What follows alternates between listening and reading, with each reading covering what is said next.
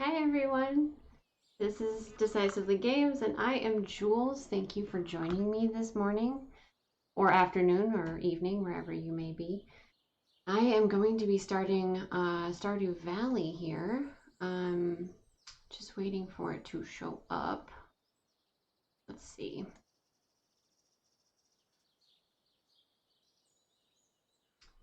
There we go. Now it's working. Okay, so we're going to be starting to do, or continuing to do, my Joja playthrough for a little bit, and then at 1 p.m. Eastern, I will be doing WoW. So I'm super excited to show you guys some WoW.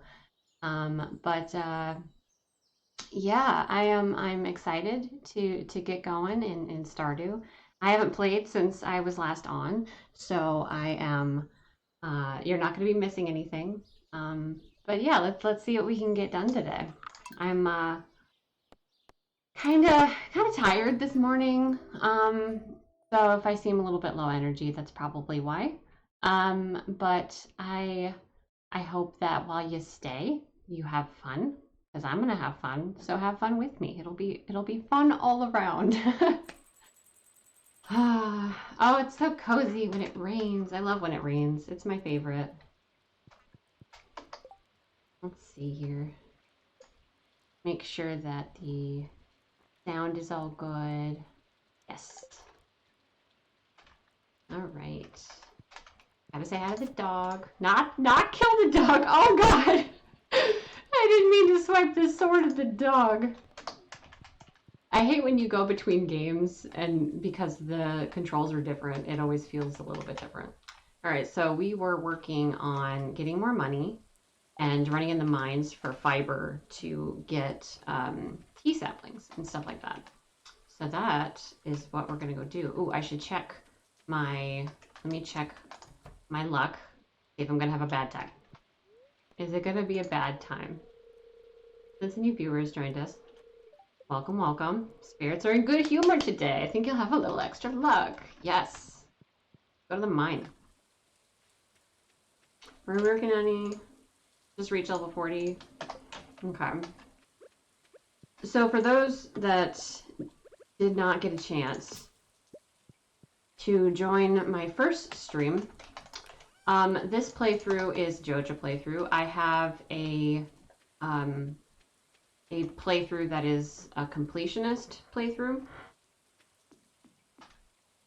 And this is not that. This is basically just me wanting to get the achievement and then probably never touching this again. It is almost the last day of spring. I have gotten the minecarts, which I always forget that I have because it's so early, and I'm super close, about 5 grand away from getting the panning. So let's see if I can maybe get that today. Hopefully. Geez, I really hope I can get 5,000 gold in that amount of time.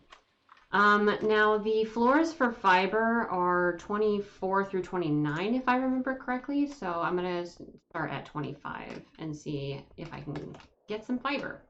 Now, if you don't know, my little trick for making money is to make tea saplings, and instead of selling the tea outright, or selling the tea leaves that you get from planting the tea, I just sell the saplings outright. I think I need that. Yes, I do. I just sell the saplings outright and you get a lot more money for them. And all it takes to craft the saplings is wild seeds, fiber, and wood. And that's it. And wild seeds are like the random forageables that you can get in a given season. And no matter what, even if the forageables are iridium quality, it will still be more beneficial to sell the tea sapling outright than it is to sell the forageables outright. Also, if you don't know, to get tea, all you have to do is befriend Caroline, the green-haired lady that is the wife of the shop owner, to only 2 hearts, and then she teaches you how to make tea. Or tea saplings, anyway. And we do have some fiber in here. Oh, I miss my magnet rings. I'm so far into my completionist playthrough. So, like, really far. Like, like, year 7 or 8 or something like that. And it's always an adjustment. It's always an adjustment to come back, and it's like, hard, and I don't have good gear. I don't have upgraded, you know, tools or whatever. So let's see. Some more fiber over here. I'm currently using a cutlass, level 3 sword. I think I bought this, or maybe I got it in a chest. Either way, it's useful. Anything to make it go by a little bit quicker when you're trying to kill something, especially in the mine. Like, it's not fun to swipe at something 18 times and not, like, go anywhere with it. Right. Also discovered last game that turning bug meat into bug steaks is not as profitable as I assumed it would be.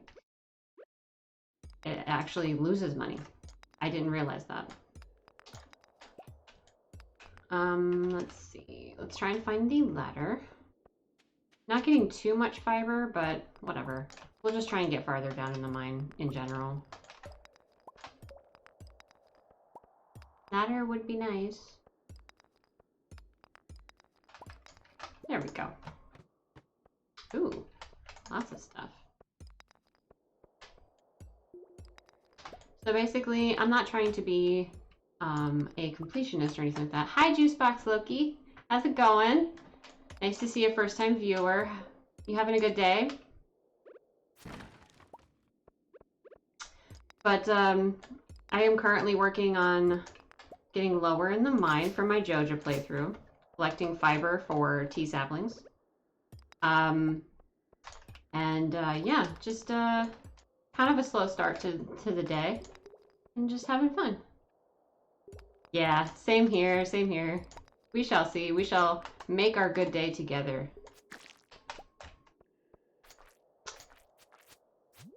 I know, I know. It's not my first playthrough. I have a completionist farm, and I'm in year 7 or 8 or something like that. You know, married, kids, you know, befriending everyone, all of that. Big farm, lots of animals, all the good stuff in Stardew, right? And it was just bugging me a little bit ago, about a month or so ago, that I didn't have the Joja achievement. So this is just, you know, this is just me trying to get the Joja achievement. And then, you know, once I'm done with it, then I can just go back to my regular playthrough and, you know, just try and complete everything. Try and get all the achievements there.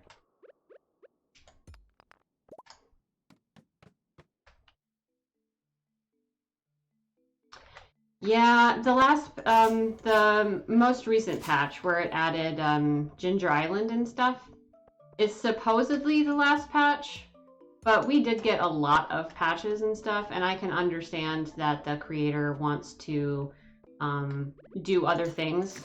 I don't know if you've seen on the internet or anything like that, but there's a new game he's working on called Haunted Chocolatier, and it looks amazing. It's not out yet. All we have is a trailer, but it looks great. And, you know, he's been working on Stardew for years, so in general, he's probably sick of it. I mean, no one is sick of Stardew in general, but I can understand that he wants to work on something different. And if it is the last patch, we got a lot of years out of Stardew, honestly. Yeah, it has been out for forever. I've been playing it for forever, too. I didn't get too far in my, like, original save that I still have, but I did, God, these bees. The bees are my nemesis. You will discover that. Anytime I'm trying to do something, bees will ruin it. But yeah, yeah. Basically, there's so much to do in the latest patch. It added so much. And even on year 7 or 8 or whatever my completionist farm is, there's so much to do with the new island and unlocking new recipes, and there's like new story quests and stuff like that. Like there's incredible amount of stuff to do. Oh, in real life, bees are friends. Bees are total friends in real life. In this game, in the mine, I hate them. They're the worst. They're the worst. I would take, you know, slimes or anything else any day. But they like to ruin my life in this game. But in real life, yes, bees are friends.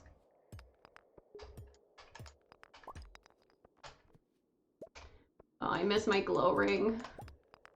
I hate these dark areas in the mine. I can't see shit.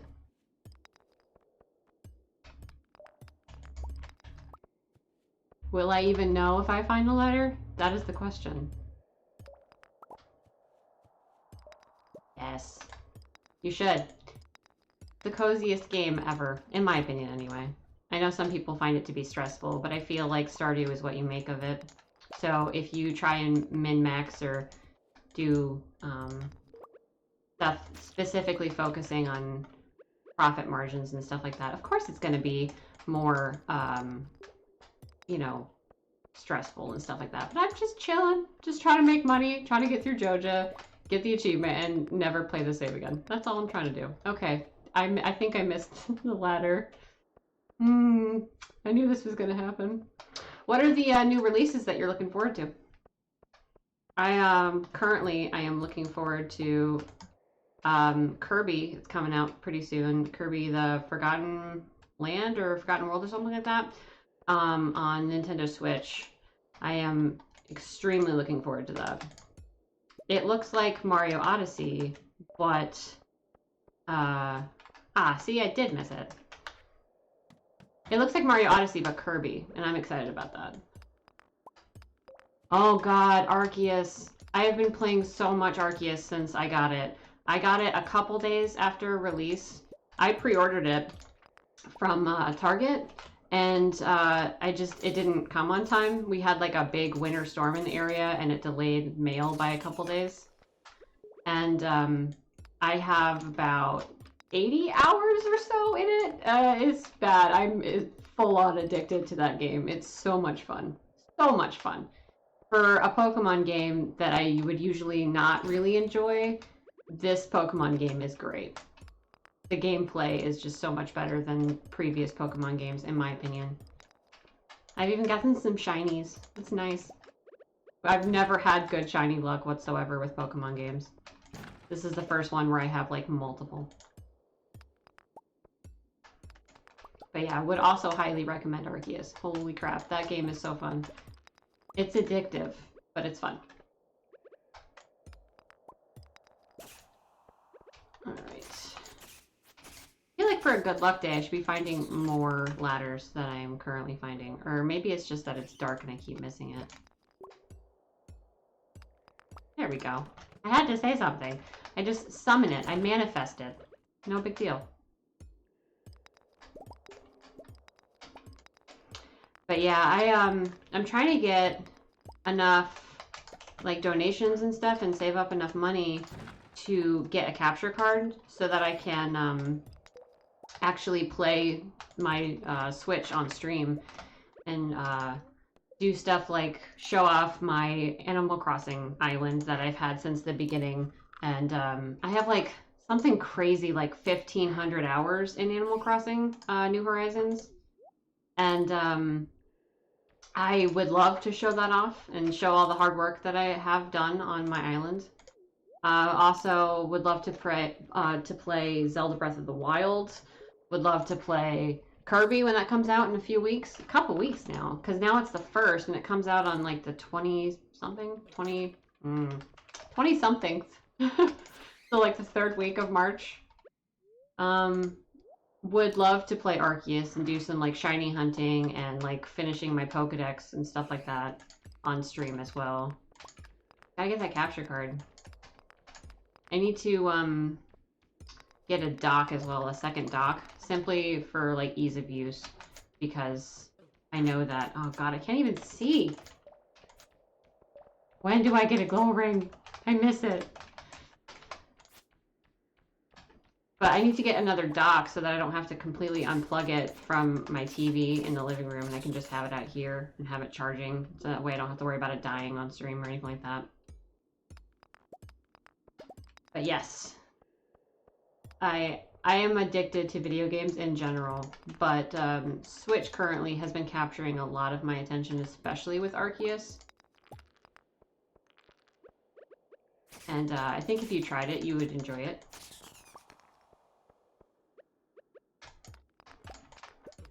Oh, didn't even see. Didn't even see, can't see shit. Wow. I'm so excited to, I don't know how I saw that. Magic, I guess. I'm really trying to get through these dark areas because it's just, it's not going well for me. I'm gonna try and speed through it.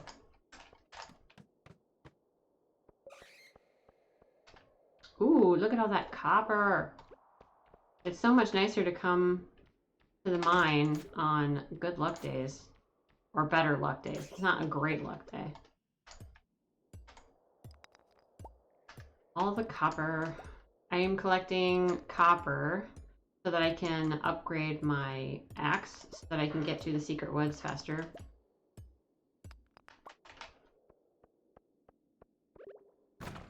How is it already midnight?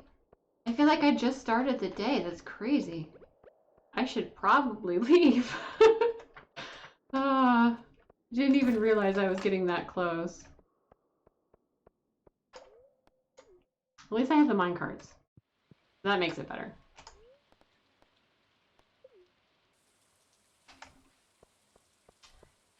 But yes, this Joja playthrough is going to be short-lived. I am literally just trying to get everything done as fast as possible. Like just make a shitload of money, you know, sell tea saplings, and then just get all the upgrades, get the achievement, and get out. Like that's it. Let's see.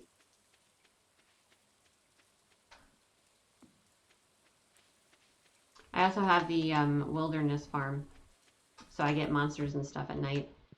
But the wilderness golems, oh puppy, get out of the way, I gotta sleep.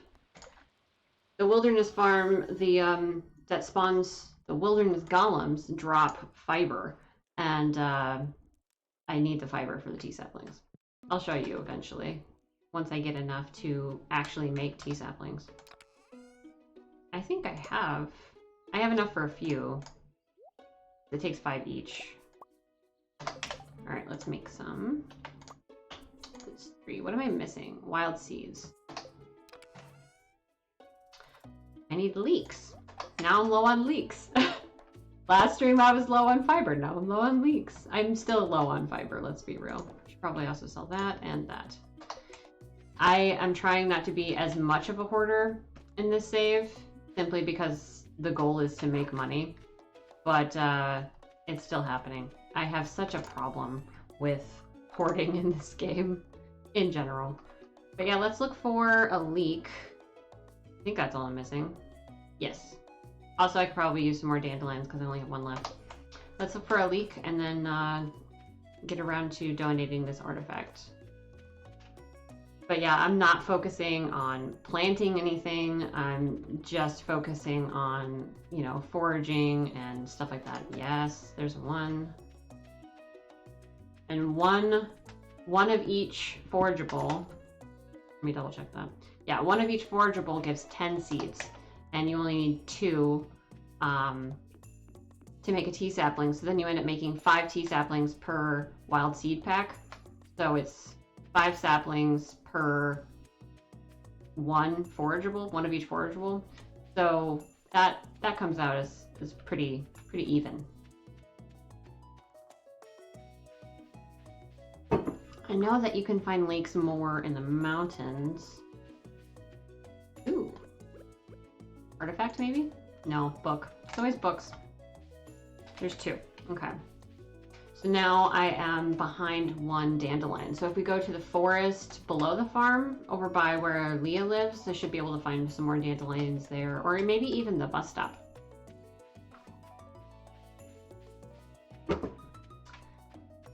Let's see. Also, there could be some on the middle island here. Let me double check real quick. But yeah, I miss my normal farm. Although I obviously animals and crops and like processing things that the animals give you make you a lot of fucking money. But I do wish that it was a little bit easier to do it without it, because I feel like Stardew would be entirely different if, or at least to me, it feels entirely different if you don't do those things. If you don't do crops, if you don't do animals and then processing everything, it feels so much different. And it is a little bit harder to make money, but I'm trying to be like the evil farmer because I'm going on the Joja run. So I don't really want to have animals or whatever, or crops. When I have a lot of money in the future, it would probably be best to have pigs. Like if I cared about going further, but really I'm trying to complete it. That's it. And oh, this is the last day of the season. So I really should go out and get everything that I can possibly get.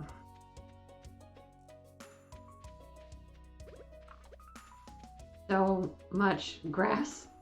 It takes forever to walk through. Got some trees to cut down as well. But yeah, because it is the last of the season, this should be the last little bits of dandelions and leeks and stuff that I can make.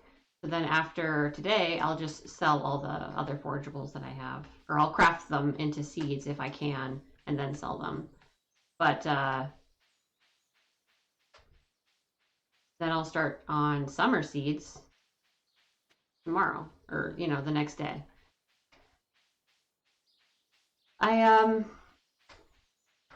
But yeah, basically I know that I am going to be kind of struggling for money if I don't do crops or whatever, but it's just a refreshing change of pace. Like I've done the farming and the animals and crops and ridiculous amounts of sprinklers and scarecrows and all of that. I've done that.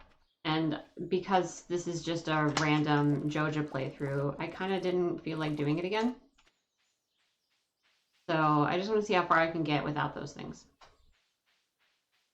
But obviously, if it starts to be too hard to make money, I'm gonna have to. Every building and stuff like that is it's an investment. Also, I don't care about friendships whatsoever. I got Caroline to 2 hearts so that she would teach me how to make tea, and then I just stopped giving a shit. I don't care if people see me going through trash. It's refreshing, honestly, because I was always so careful about that in my main playthrough. But yeah, let's dig through some trash, get some free stuff, donate this chewing stick, and then make more tea saplings. Because I want to, Penny. That's why. Jeez. Stop judging me. I should probably also check the beach. I don't know if there's any beachcombing stuff that disappears in summer. There might be. But it's probably better to check than not check. Let's see if this will unlock anything for me. I already have kind of a lot of stuff, including this chipped amphora pot. This pot right here is the last artifact I need on my completionist playthrough to complete my museum. And of course I got it on this save instead. Of course. Why wouldn't I? Like, I knew that was going to happen. I mentioned it last stream because I hadn't gotten it yet. And I remember talking about it like right as the stream started. I was like, so in my completionist playthrough, I'm missing this exact artifact. Watch me get it. And then like, I would say probably about a week ago in game, I got it. And I was so mad. I should go back and clip that. I was so mad. I knew it would happen. I knew it would. And it did. So, yep. But yeah, tomorrow we should be able to afford the next upgrade at 20,000, which is the panning. And with all of these tea saplings I'm selling, it should be no big deal whatsoever. But yeah, I watched a YouTube video a long time ago about how tea saplings are like a secret kind of moneymaker in Stardew, and it really works. Like, it's only the first season, in the first year, and I have all of the bag upgrades, each bag upgrade, and then I already bought the Joja membership, which is another 10k, and the first upgrade through Joja, which is the minecart, which is 15k, and now I'm about to get the second upgrade, and it's going to be, it's not even going to be, it's barely into summer, basically. So yeah, I'm excited. Let's make, let's see, 1, 2, 3, 1, 2, 3. Let me just grab all of these. Just make all of the things that I can. 30. Do I have any other ones? Just daffodils and horseradish left. So, let's sort all of this in there. I am saving trash because if I eventually get like a recycling machine for free, I like to sort everything in so that it will actually sell for something. It's not as much about being a hoarder as it is just trying to sell stuff for money. Let's see. Let's sell all of the spring onions. And then we can make some tea saplings. And then I will be out of fiber once again. For sure. I will be out of fiber in like 10 seconds here. Another 4. All right. Again, out of fiber. So basically, I just need to stash those. And go back to the farm. Or go back to the mine, rather. Let me not forget that I have minecarts unlocked. I have never gotten stuff so quickly than I have in this playthrough. I constantly forget that I have minecarts unlocked because I tend to not unlock those until like fall or winter in like a regular playthrough where you're doing the community center. Also, I know it's already 4. I'm not going to get too much done, but I just want the fiber. Just that's it.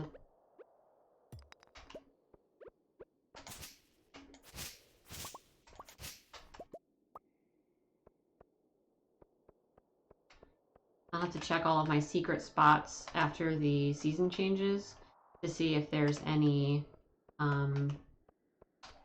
fiber kind of hiding around town or anything like that. Must be a good day, jeez. 1 rock, 1 ladder. That's not usual. Not for me, anyway. It always takes me forever to find a ladder.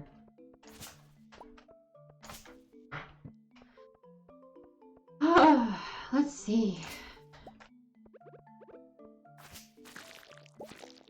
Nice. Rice shoots I'm just going to sell because it's too late in the season to plant them. I was planting them, even though unmilled rice doesn't really sell for that much. Let's see. Of course, I had to complain that I got the ladder too quickly, and now I can't. Still pretty quick, honestly. Alright. I'm going to prioritize the fiber. I already have 16, so that's 3 more. 3 more tea saplings. Bees. Not the bees. Get out of here. Also, I don't know if it's true or not, but I read somewhere that if you use your scythe, you're more likely to get fiber from those, like, weeds. I don't know if that's actually true or not. Rather than, like, a sword or something. Might be true, might not be true. Alright. Get out of here. Silly slime. Oh, crabby.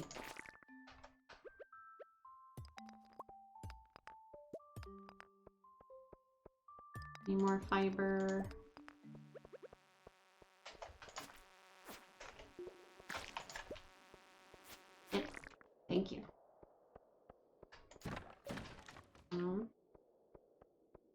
Hmm. Oh, here we go. Here's a few more. I have 20 now, so that's 4. Oh, 5. Nice. Curious. I know that there's floors from the new patch where it's like a jungle level where there's like a bunch of weeds, and I don't know if I have to have gone to Ginger Island to unlock those levels or not. I think I might. That's unfortunate because I don't think I'm gonna even unlock Ginger Island on this playthrough. I don't think I'll need to get that far, honestly. But all I read online is that if you don't have fiber seeds, that the best place to find fiber is between floors 24 through 29. So that's basically what I'm trying to do.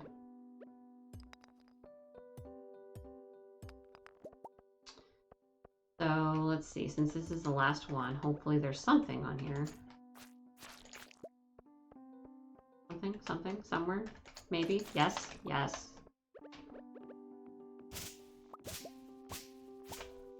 Nice.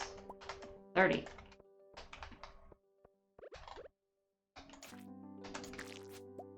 I have such a hard time seeing when it's like low light in the mine like this. The glow ring is really invaluable, and I hope to at some point get it. It would be nice.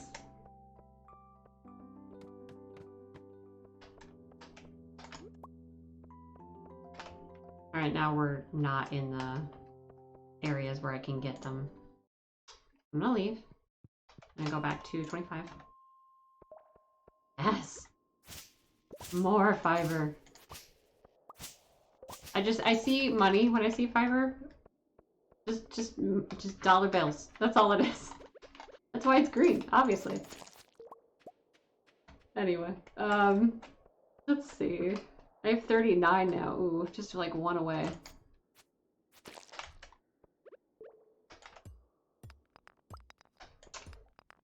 Come on, letter.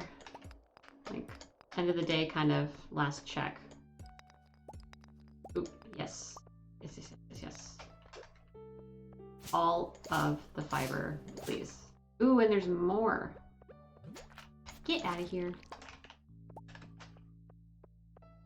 More. Oh, I'm gonna make so much money. If not from this season's wild seeds, depending on how fast I can get home and craft them. I think that's probably it for today, honestly. Then I will use the fiber for summer seeds. It's 11:20. Let me see if there's any fiber here real quick. Doesn't look like it.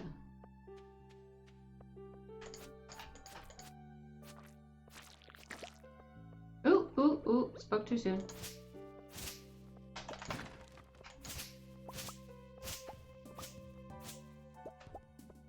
Alright. Let me head home. Try and craft stuff last minute. And then tomorrow we're definitely gonna get the panning. For sure. For sure. There's no way I couldn't get the panning. What am I doing? Minecart. There we go. Bust up. I already know I've already made 5 grand in the tea saplings that I crafted before I even went to the mine. Hello. Would you like to give me more fiber? I would be much appreciative of that. Thank you. Oh, they were so nice. Sort. Trying to sort stuff. I will definitely be keeping the quartz because I know that it's useful for crafting eventually, as is the earth crystal if I do end up going like a farm animal route. But real quick, let me grab what I have left. Oh, wait, nope. Need the wood. Oh yeah. Oh yeah. Just you wait. The 11 tea saplings, I'm gonna be rich. It's gonna be fantastic. All right, so keeping the extra fiber for next month's seeds, and then I'm just going to sell everything I have left because I can't make it into more wild seeds.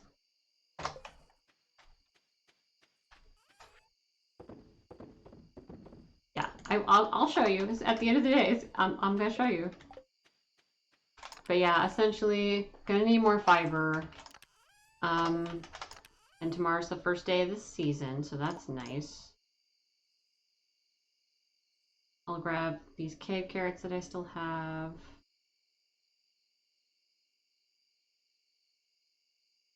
I want to do another test because I know one of each of these, one of each of the seeds is a field snack, and I'm curious to how those compare to the field snack itself. Because it seems like when you craft stuff, it loses like profitability for some reason. All right, come on, come on. Thank you. At least that's what I've found with stuff like bug meat into bug steaks and stuff like that. All right, let's see how much I made.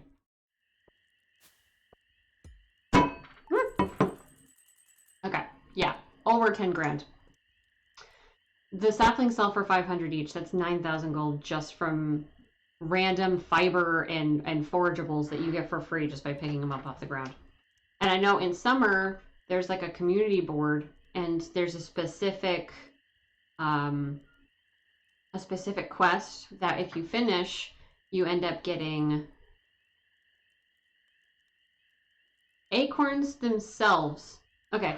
Anyway, I'll get to the field snack comparison, but if you do a specific quest on the community board that I think unlocks in the summer at some point, you will get fiber seeds, like the ability to make fiber seeds, and those grow all year long, like every season, and you don't need scarecrows for them. So I'm really going to be prioritizing that for sure. But back to crafting loses you money. One of each of these seeds makes a field snack. A field snack sells for 20 gold. Pinecone sells for 5. Maple seed sells for 5. That's 10. Acorn sells for 20 gold by itself. So you're losing money. That's 30 gold total just selling the seeds, and you are missing 10 gold from that. That's crazy. Crazy. So yeah, 10,000 gold. So now I'm at 25,000. I'll have to see if I want to get the 25,000 upgrade or the 20,000 upgrade, because I know there's two different ones. Let's check our luck. Good humor. So if we have to go to the mine, that'll be at least enjoyable. Yes. I think I will just probably be going around hunting for fiber today. And new forageables. Also, this right here is my like tapper farm. I made one thing for a tapper, but I haven't made any other tappers. I probably should. Let me do that now. Let me grab all of my copper and coal and start making more bars. But yeah, let's go around and hunt for fiber and hunt for forageables for the new season. And then probably tomorrow I'll go around and chop down all the trees that have sprouted. I love how stuff like regens on the first day of the new season. It's so nice because normally on a new season, I have plotted out exactly how many seeds I need, of what specific types of seeds and stuff like that. And I kind of rush that very first day, like, okay, I have to plant all of this by a specific time so that I can get it watered and get it all planted before the day is over, because if you miss a day, then you're missing out on profit. And it's just so nice and relaxing to not have to worry about that. It's so nice. Oh god, I really need to clear out this area over here. When did this even happen? I feel like I was here not that long ago and now it's a mess. Whatever. More fiber for me. Thank you. Jeez. Not seeing any more fiber. Also, definitely check trash cans, because there can be pretty decent things in trash cans. Ooh, I should also bring my geodes. should bring my geodes as well.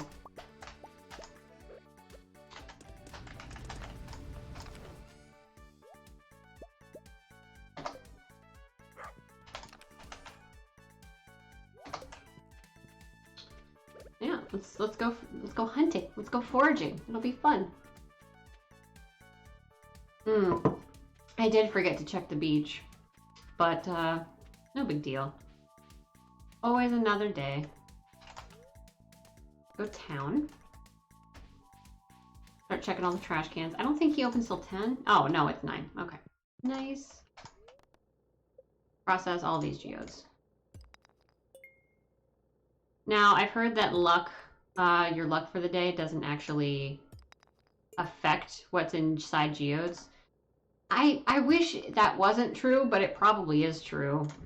So as much as while I have a good humor luck day, it's probably, it doesn't matter. Like, I obviously got like clay and coal, so it doesn't seem to matter. How crazy would it be if I got a prismatic shard, like already? Like it's summer 1 and I would get one. That'd be crazy. I would immediately take it to the desert to get a sword. Like immediately. No hesitation. Alright, let's go donate all this stuff. Maybe get some free stuff.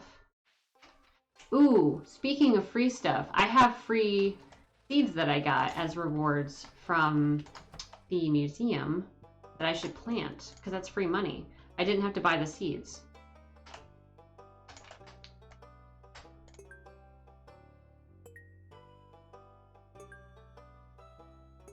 Okay, then I can just sell everything else. Whoops. Keep picking that up on accident. No rewards today. Let's head up this way.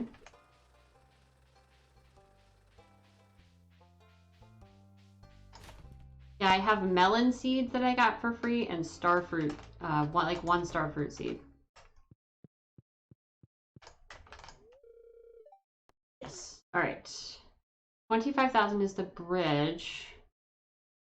So I can unlock the quarry. I feel like that would be more beneficial money-wise than the panning. And then I would... yeah, I'm gonna do the bridge. It's crazy to me how fast this is going. That it's the 1st of summer and I just now unlocked the bridge. So I'll have the bridge unlocked to the quarry in summer 2. That's crazy. Absolutely crazy to me.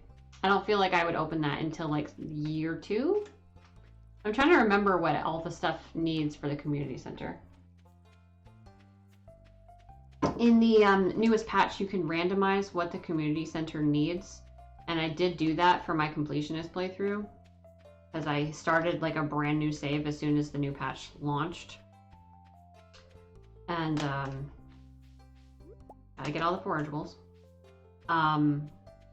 So I don't remember what like the original community center bundles are. I do know, however, that there's no freaking fiber over here. I'm gonna constantly be low on fiber, I think. When does that community like bulletin come up? I know it's summer. I know it is. I think so. I really hope so. I hope there's not like some prerequisite for having like decent friendship with people, because then I'll never get it. I just won't ever get it, ever.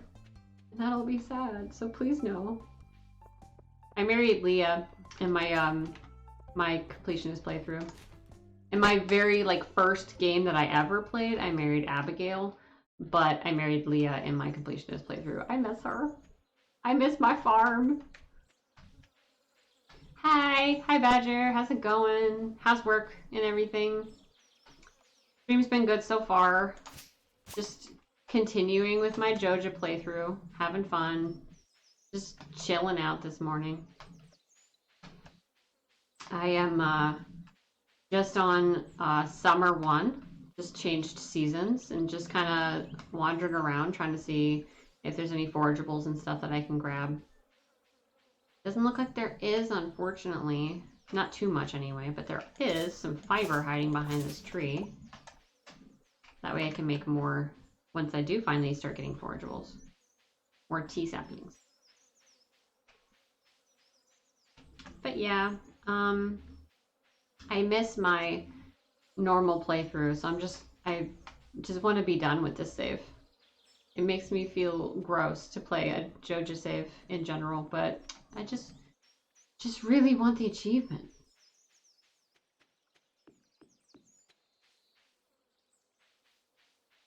Oh, that sucks.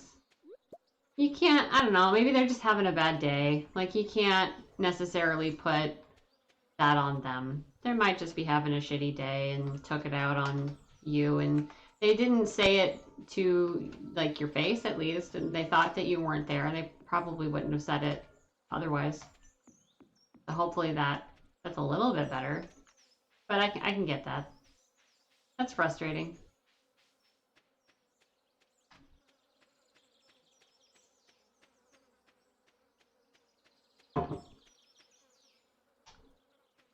So much to clean up around the farm today. Being overrun with freaking grass as well. I never want to get rid of the grass because it'll turn into hay eventually for animals, but I don't even know if I want animals, so who knows, honestly.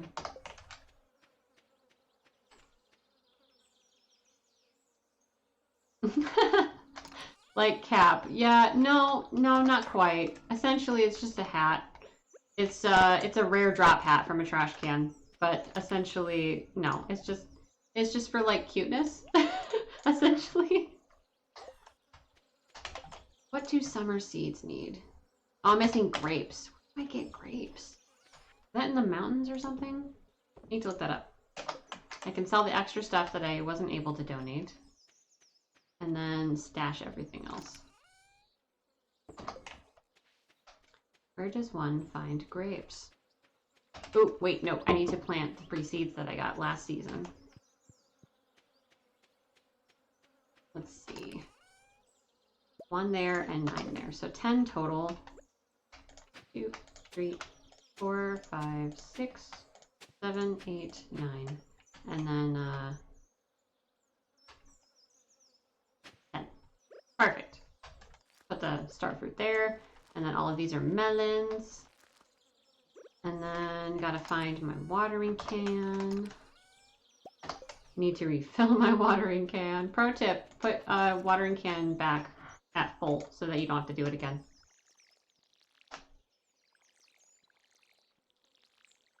Alright. After I'm done watering these, I will go in search of grapes. If I can't find any, I might try and look up on the wiki and see if there's like some sort of tip about where I can find those. Because getting more fiber is going to be useful, but not if I don't have all the things to make the wild seeds.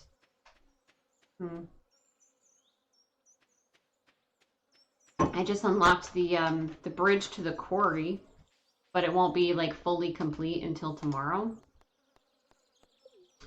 So I am excited about that. I am excited to complete the quarry, as I'll start getting a lot of rocks, and then I can start testing to see if it's more profitable to craft things with rocks, because it seems like generally it's less profitable to craft things and just better to sell materials outright. So we'll see. But right now I'm hunting for more forageables, specifically for grapes, but it doesn't look like I'm finding any. I wonder. Usually forageables have like a specific place that they'll tend to spawn, like either around town or in the mountains where I currently am, or in the forest, which is like south of my farm. So, not incredibly sure where to find grapes. Might have to Google it. The wiki is invaluable, by the way. If anybody out there thinks that this game is fun and end up getting kind of confused about something because there's a lot of stuff going on, or like you open your inventory and you see, oh, for a mayonnaise machine for these eggs that I just got from these chickens that I just got in this coop I just got. where do I get an earth crystal? You can go onto the wiki, type it in, and it'll be like, oh, that'll be found on mines this number through this number. And it's so helpful. So very helpful. Marnie wants a topaz. I don't even think I've ever found a topaz. Or, maybe I found at least one, but I've definitely already, A, donated it to the museum so I could get free shit, or B, sold it if I had any extra. So that's unhelpful. More books. Well, we didn't get any grapes today. Not that there'll be grapes on the beach, mind you. I'm just coming for free money so I can just sell all these shells and coral and things. It's free money. It's just laying there, waiting for me to come pick it up. I need it. I'm curious if I'll be able to finish my Joja playthrough in 1 year. Like by the first year. Because I know that there's a complete the community center by 1 year. I bet I can complete the Joja Center by 1 year. I really do. It does not seem that difficult. Because I already have 2 things out of, what, 6 unlocked already, and it's only summer 1 of year 1. So, not too bad. Alright, no grapes whatsoever. Very sad. Time to sell all of this. Won't make too much money, but I will definitely save all my forageables so that I can make wild seeds the next day. Give me fiber. Yes. Oh, always good. Ooh, I didn't think about mixed seeds. I should plant those as well. I think I will. I think that'll be the last thing I do for summer 1, day 1. See, 20 more spaces.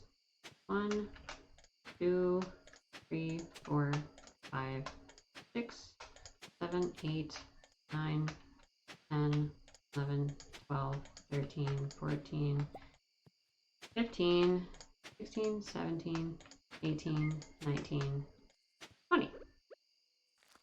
Plant all of these mixed seeds. Mixed seeds are dependent on whatever season you're in. And it's like any crop that can be planted in that season. So in summer, it could be a melon. It could be, I don't think you can get star fruit, but it could be, you know, blueberries. It could be tomatoes, stuff like that. I always wonder if I made a mistake on making it a wilderness farm, but I do think the wilderness golems, giving a chance to get fiber from them, I think that's a better thing. Also got to make sure that I keep all of this grass away from my crops, because it can encroach on the crops and then destroy them, and that would be bad. Don't want that to happen. I'm going to refill my watering can and then go to bed.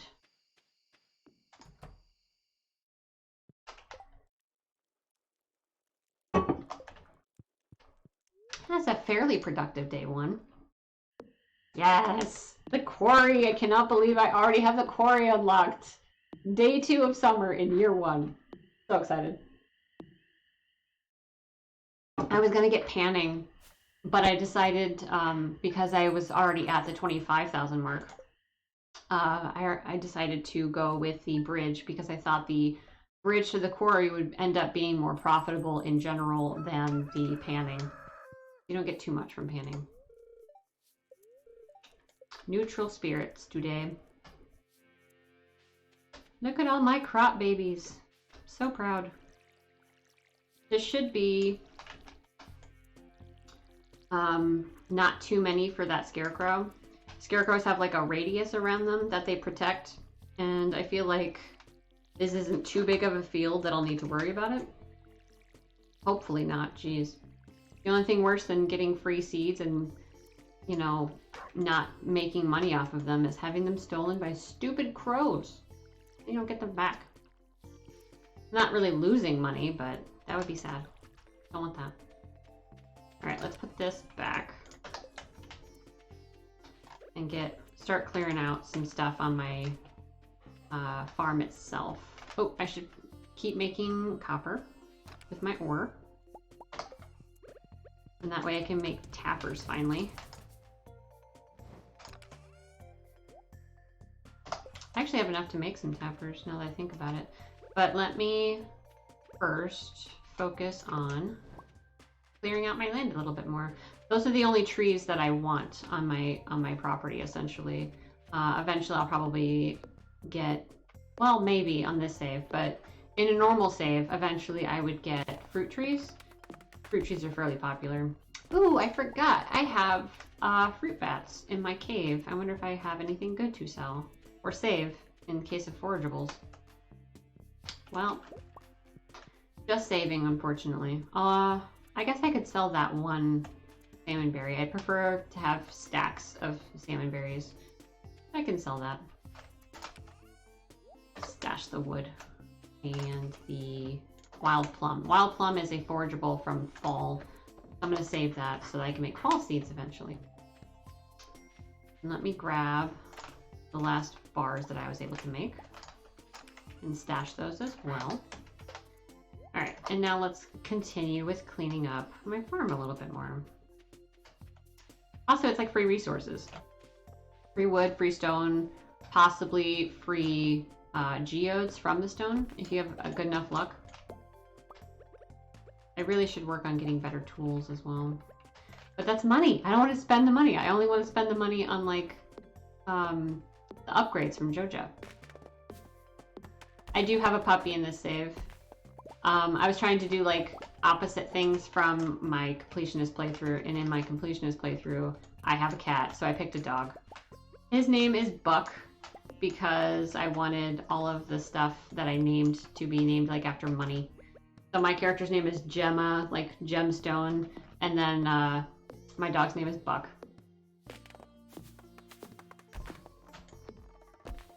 Right. Get all that wood. So much to clean up today. Honestly, there was so much to clean up yesterday, I just didn't. Then we'll get some more coal as well to make more bars eventually when I go back into the mine. But we will definitely be looking at the quarry today. I'm very excited. Also, because I am chopping and pickaxing stuff, I am getting up my skill in mining every time I pickaxe and foraging every time I use my axe. I think it's foraging, right? Am I right about that?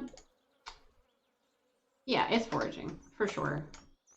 And then I can unlock more stuff, more recipes and more abilities, stuff like that.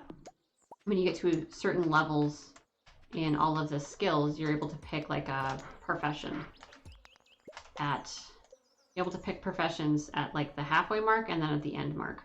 I already have the halfway mark for foraging, but I need to get to 10 because then all the forageables will sell for more. So if I'm not currently making them into wild seeds, or if they don't get made into wild seeds, because not every forageable goes into the making of wild seeds, I can just sell them for more money, like outright.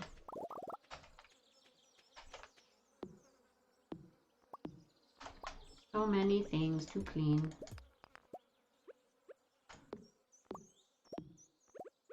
So many things. I'm currently out of energy, so let's eat some salmon berries and get that up. It's only 11:40 a.m. and I'm out of energy already. When we go to the quarry, I'll use the cherry bombs. I won't get any mining points for it, but I'll be able to not end up spending so many salmon berries in order to keep my energy higher. Maybe we'll get lucky and get a prismatic shard. I doubt it. I've literally never gotten a prismatic shard from the very first time of going into the quarry, because what happens is the first time you open the quarry, there's a specific looking rock that is like dark blue and has like a swirl on it, and it's like a special rock. And in this special rock, you have a chance of getting one of the rarest gemstones in the game called the prismatic shard. And you can take the prismatic shard to the museum, obviously, and donate it, and it's just like another gemstone. Or you can take the prismatic shard to the desert in a specific place, and well, spoilers, it will give you something amazing. So I always do that, and I end up donating my second prismatic shard.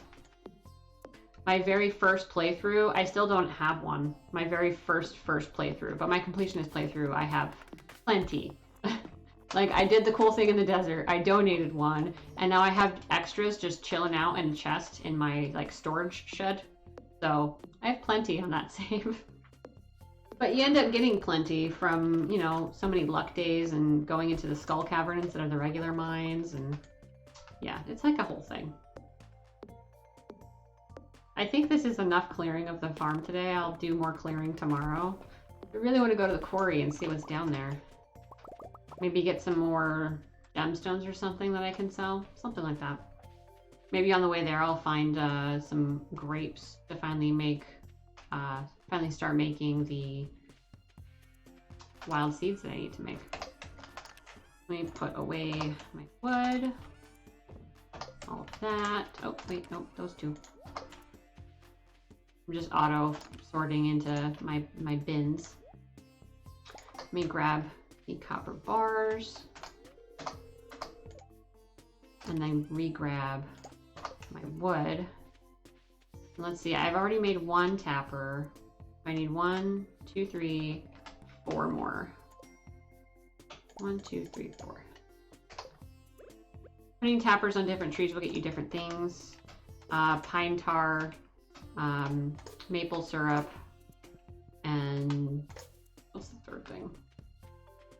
I can't remember right now, but there's three things that you can get, one from each specific type of tree. And also if you put a tapper on a mahogany tree, you'll get sap, and sap is good for fertilizer. Although I also discovered that last episode, where if you make sap into fertilizer, it sells for less than if you had sold the 2 sap outright. So don't do that for money, just sell the sap. But you know, that's like a constant stream of money, so why not? I'm already half on energy again. Can't keep doing that. I need to, I don't know. I'm really starting to think that I should probably buy more crops and stuff and make more money faster, but I don't want to. I feel like every ounce of money I need needs to go into Joja rather than, you know, buying crops or whatever. But I know it's an investment, because you buy so much in crops and then you make so much in crops. I know it's an investment. I don't wanna. I'm just trying to play this save differently from my first save, so it feels different. But let us go over this way and see what the quarry is like.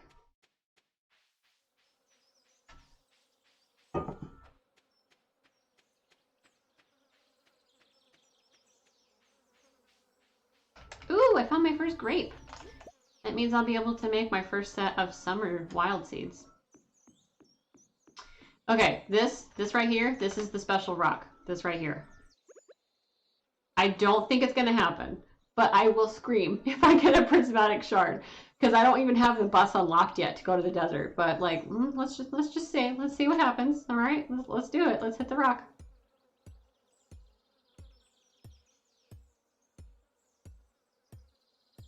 It's gonna take a while. Okay, so I got iridium ore, which is good. It's like end game ore. It's like the best ore. But I did not get a prismatic shard. I never get a prismatic shard. I would have shit my pants had I gotten a freaking prismatic shard. That never happens. Ever. Also, it's nice that there's also a minecart here. Let's use some cherry bombs. Nice, nice, nice, nice, nice, nice. And let's put another one over here. Also, there's some aquamarine down there. I don't think I have donated aquamarine, so I should probably grab that as well. I'll put one here-ish. Each type of bomb has like a radius that it'll blow up. Yeah.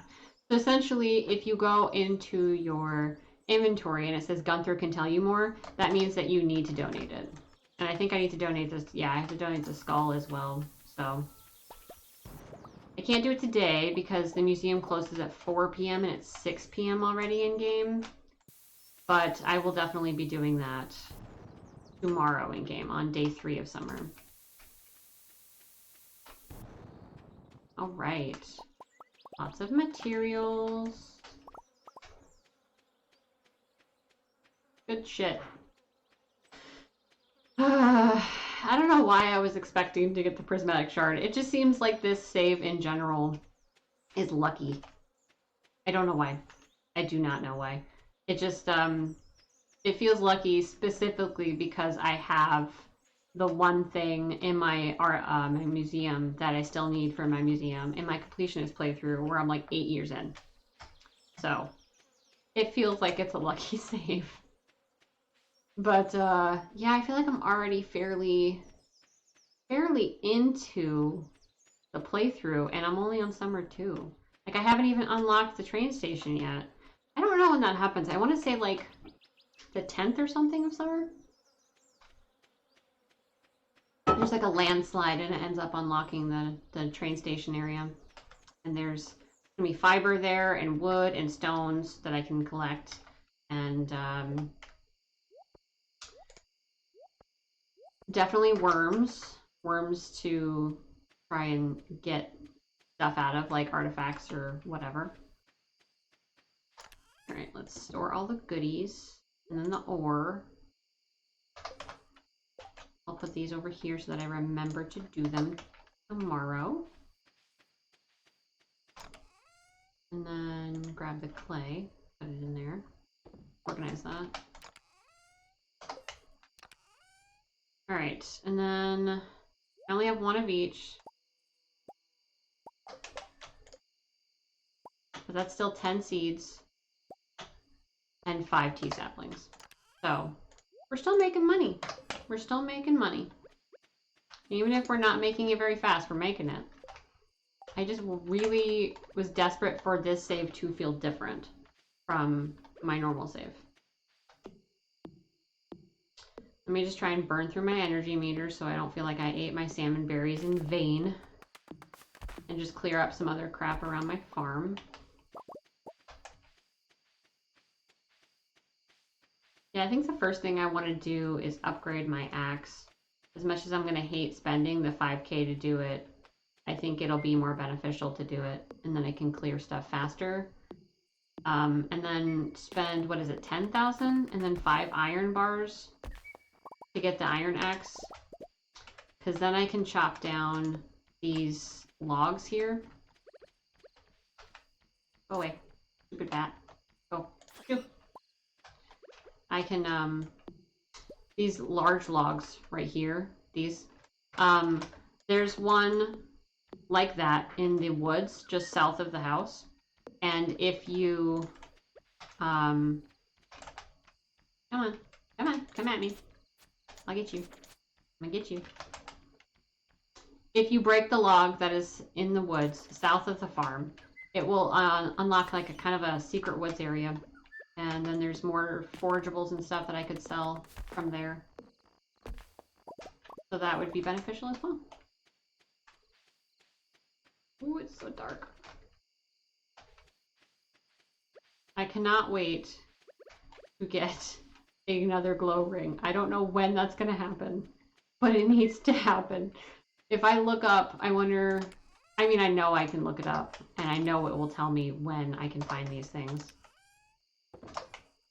But I need to look up to see what drops glow rings and just exclusively kill the shit out of them for like an entire season until I get it, because I miss it. I can't see anything at night in this game.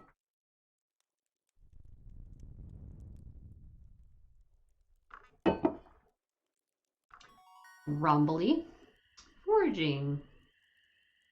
Double harvest of forager items would be way better, especially for the tea sapling route that we're going.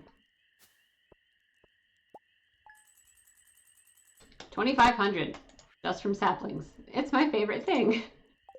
I'm basically the weed dealer of Stardew Valley. I mean, I'm not planting the weeds. I'm just selling it. Oh, okay. So I thought that this would be a lot later in summer, but the train station's open, so we'll be able to go and explore that together. Omelette. What is my fortune? Displeased. Wonderful. Love that. Love that for me. All right, let's grab, before I do anything else so I do not forget, let us water our plants.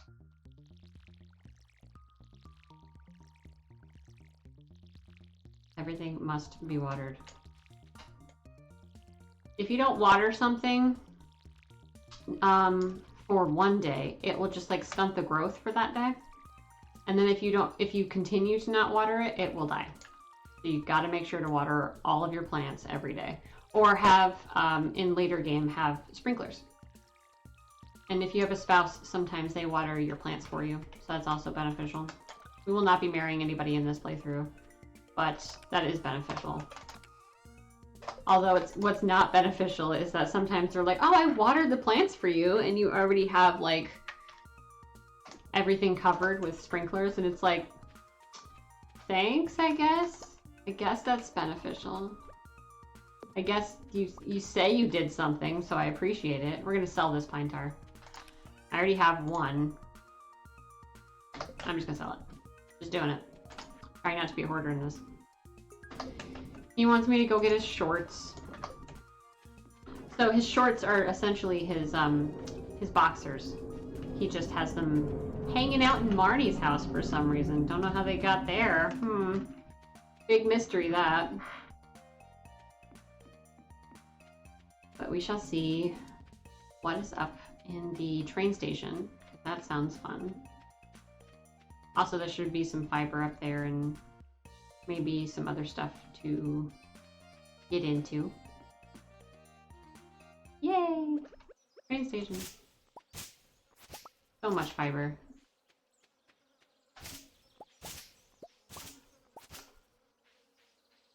I'll leave like the sticks and stones for right now. I'm pretty much just here for fiber. Although I will absolutely get the wormies. You hit the worms like this. You hit them with a hoe. And you can get stuff like books that will help you in the game. If you go to the library and then like read in the books. It gives like helpful tips and stuff like that. Or you can get artifacts, which are also useful. Ooh, more mixed seeds. That's also extremely useful. Free seeds. See, I do crops. I just don't buy seeds. Fine. I just only ever plant mixed seeds, essentially. Or seeds that have been given to me for free. I mean, that's the most profit that you can possibly get from something, right? Like, if you get free seeds, you didn't have to put any money into it, and you're getting money out of it. That's all profit, 100%. Hi, Maximum Rewind. Nice to see you. First time chatter. I agree. This is an extremely relaxing game. It's even more relaxed in this playthrough for me because I'm not really focusing on trying to plant every crop so that I can complete the community center. I have a completionist playthrough that I'm like 8 years in, but this is just my little Joja save that I'm trying to get the achievement for. And we are in Summer 3, Year 1, and I already have quite a few things unlocked for Joja already. And while it makes me feel dirty, it's nice, honestly, to just not have to focus on stuff and just sell whatever I find. But I will always plant mixed seeds. Always.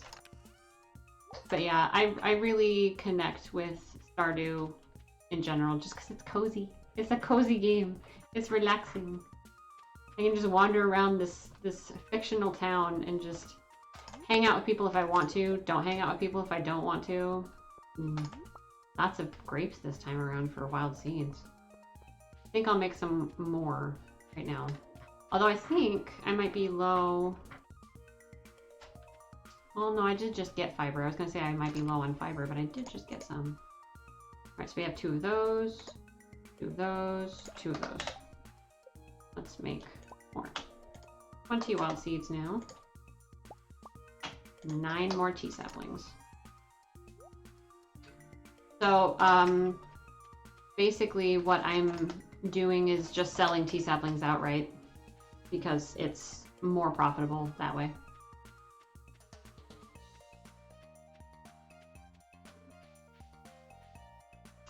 Starting over is slow. I agree. I miss my upgraded tools and my glow ring and my magnet ring and stuff like that. I miss all of that so much. Or like getting random things in the mail from villagers that I've befriended. Because I'm not befriending people in this save. It's not happening. But I have a lot of hours. Let's see. Let me tab out real quick to go to... I have 387 hours set on Steam, but I also have hours on my Switch as well. I have a full farm on my Switch as well, which I would love to show off. I'm currently trying to get enough money for a capture card and save up for a capture card so that I can put my Switch on here and play it on Twitch. Show off stuff like my Animal Crossing island that I have like something crazy like 1,500 hours in. It's like the same island that I started with, and would love to show that off. Would love to show off, you know, going on and playing, you know, Zelda Breath of the Wild, or maybe playing Mario Kart with, you know, followers. You know, just having fun, and then I could show the save file that I have on my Switch for Stardew as well. Yeah, definitely. I haven't done cleaning on my actual farm, or on this character's farm specifically, in a few days, and it's just like completely been encroached by like grass and stones and logs, and I'm just like, it's everywhere. Please help. Please send help. I am inundated with crap, and I hardly have the energy to, you know, get rid of it all. But this playthrough is super casual. It's just me just trying to make as much money as quick as possible without crops and without animals. Just for something different, essentially, until I get the Joja achievement. Yes. Yes. I agree. It's extremely satisfying to clean. Yeah, on Animal Crossing, I clean my island like every day. I get on once a day, and I'll do stuff that I call like chores, where I will clean up all like weeds that aren't like purposefully planted. I'll clean up every single twig that I find, stuff like that. All the shells on the beach every single day. And it helps if you do it like little by little, so that it's not like one huge job, because I can imagine how kind of like cluttered and messy that'll be. Although if you have Leaf unlocked at Harv's Island, he can clean your island of at least weeds for a fee, so that's helpful at the very least. But yes, cleaning in Stardew is extremely satisfying. That's always like the first thing I do whenever I make a new save. I'm like, I have to clean the entire farm, and then I can start doing things, and it always takes me a few days to get everything done. Yeah, essentially. I completely 100% agree. It's just so relaxing. I don't think I have anywhere to put this painting, so I'm just going to stash it for now.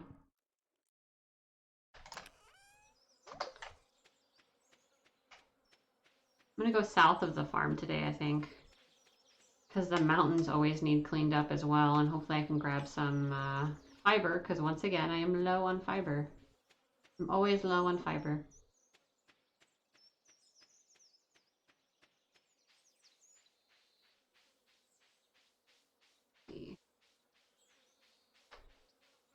Where's the fiber when I need it? And when the heck does that community bulletin board get unlocked? I feel like it's definitely summer. I feel like I remember that's for some reason, but not soon enough. Okay, so I started, obviously you start the save with no hat, and then, you know, the the Egg Festival comes along, and obviously, because I've been playing Stardew for years now, I know where all the eggs are, and I beat Abigail every single year, and I'm very, very pleased about it. So then I was wearing the cute little farmer hat, and because in this save, I don't care about relationships because it's a Joja save and it's like the evil farmer. I was like, okay, well, I'm just gonna check trash cans every single day. I don't care if anybody sees me do it because we don't care about friendships. And the trash hat is like a really low chance of dropping, and it took me a really long time to get one in my completionist save, and I got one like I think it was like spring 4 or something crazy. No, it would have been after Egg Festival, so maybe it was like spring 16 or something like that. It was only a couple days after the spring festival, the Egg Festival. But like, I was like, perfect trash hat for the trash character that went with Joja. It's perfect. I refuse to ever take it off. It just completely, it just fits her like aesthetic of being a dirty Joja co-member. It just fits. It's perfect. Yeah, I was hoping for the fiber hat, the weed hat. That is like one of the lowest drop chances in the game whatsoever, and I know that you can get it from cutting weeds, and you can also get it from wilderness golems, which is a big reason why I chose the wilderness farm for my Joja playthrough. If only there were shields in this game. That would be way more beneficial in like the Ginger Island cave, because shit goes down in that cave. There's like stuff everywhere coming at you from like every single angle. So yeah, a shield would be definitely beneficial. All right, it's getting towards the end of the day. Let me use up the last bit of my energy. No, no, no, no, no. Don't go in the water. Don't go in the water.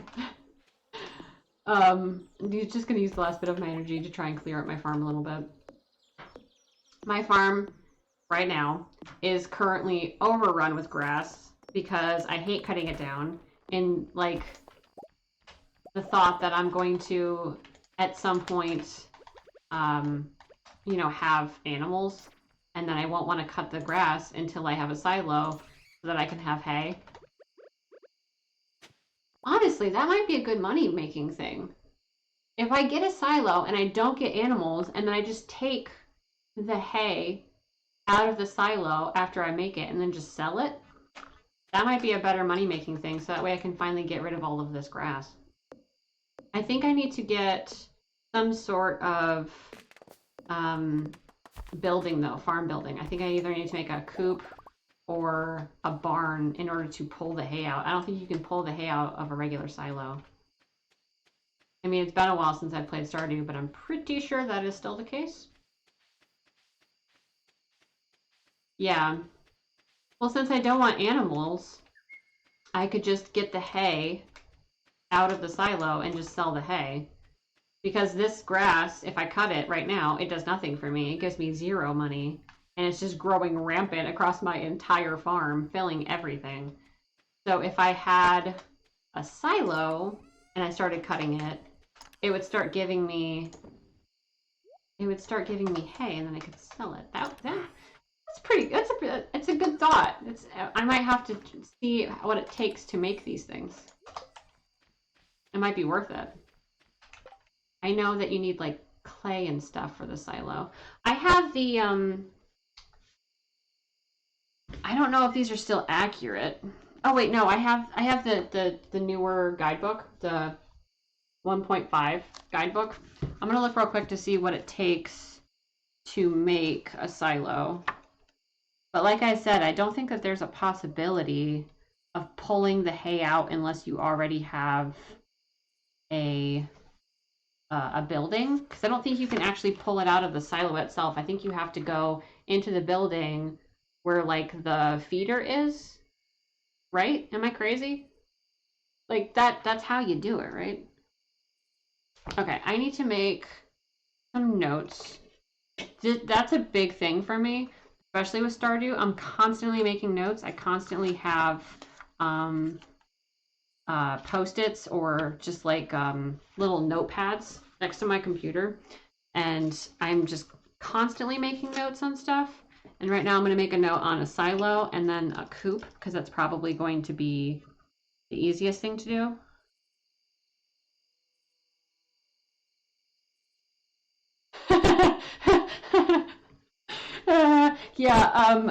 I'm sure that the villagers in this pelican town, specifically for my goldthorn farm for Gemma, are like, yeah, that weed dealer who constantly makes wild seeds and tea saplings and sells them to the town is just odd and keeps to herself and almost never talks to anybody and hides in the tall grass and looks in trash cans. Yeah, that's me. That is this character for sure. All right, let's see. So a silo takes 100 gold, 100 stone, which I know I already have, 10 clay, I also already have that, and 5 copper bars, which I should have. I'm pretty sure I spent some copper bars recently to make some tappers, but I should have that at least. And then teacups in the one. And then for a coop, the coop is 4,000 gold, which I am shy on. Oh, thanks for following, man. I appreciate it. Let's see, for the coop, I need 4,000 gold. Jeez. So I am a little shy on that. I wonder if this is a good investment. 4,000 gold, 3 wood, 300 wood. I am low on that too, but I could go farm wood. That would be easy. And then 100 stone. All right. I'm constantly making notes for Stardew in general. All right. I tried to hit that bat with a berry. That did not work out for me. So yeah, I wonder...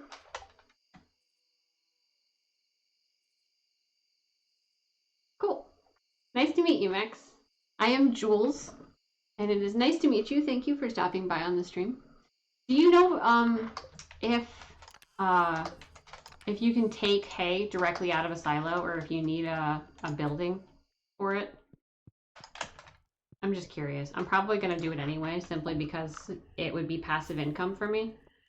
Because the grass is going to grow regardless. Like, it grows automatically. And if I made it into hay and then sold it, that would be more beneficial than anything. Another 4,500. So now I definitely have enough money for the coop. I just need the materials, I think. Yeah, exactly. I know for sure you can take it out of like a barn hopper or a coop hopper, but I don't think you can take it out of a silo. So I don't have to water my crops today. I'm so excited. Rainy days are my favorite. So let's see. I might want to focus on the coop then first. Well, in the guidebook, it doesn't say, oh, by the way, you can only take hay out of the hoppers inside the farm buildings and never in the in from the silo itself. Jeez, I get the funniness though. I get it. All right, so we got 10 clay, 100 stone. Also, the little bubble popping sound is so satisfying to me. When you like put things in your bag or put things, like take things out of your bag. And then 5 copper bars. Let's go build a silo. So excited. I should probably clear something. Like, where am I putting it? Like, somewhere over here maybe? Where there's no, like, nothing in the way. Because I don't want it to take away, I don't want it to take away anything that I could use, especially the grass. Okay, so we have a thunderstorm. That's great. I don't have any lightning rods, so hopefully none of my crops get struck by lightning. His new game, The Haunted Chocolatier, like I just need to know when it comes out, because I will be there day one. I saw the trailer and I was losing my mind. It looks so cute. It looks just like Stardew, except it's slightly different. You're like running a shop. So yeah, 110,000% yes. I cannot wait for that to come out. I get that he's like still working on it. I understand that. I just don't want to wait anymore. Like he just barely announced it and I'm like, give it right now. Just let me play beta. Like let me play alpha. Like give me anything. I'm begging you. I absolutely want to play this new game. 100%.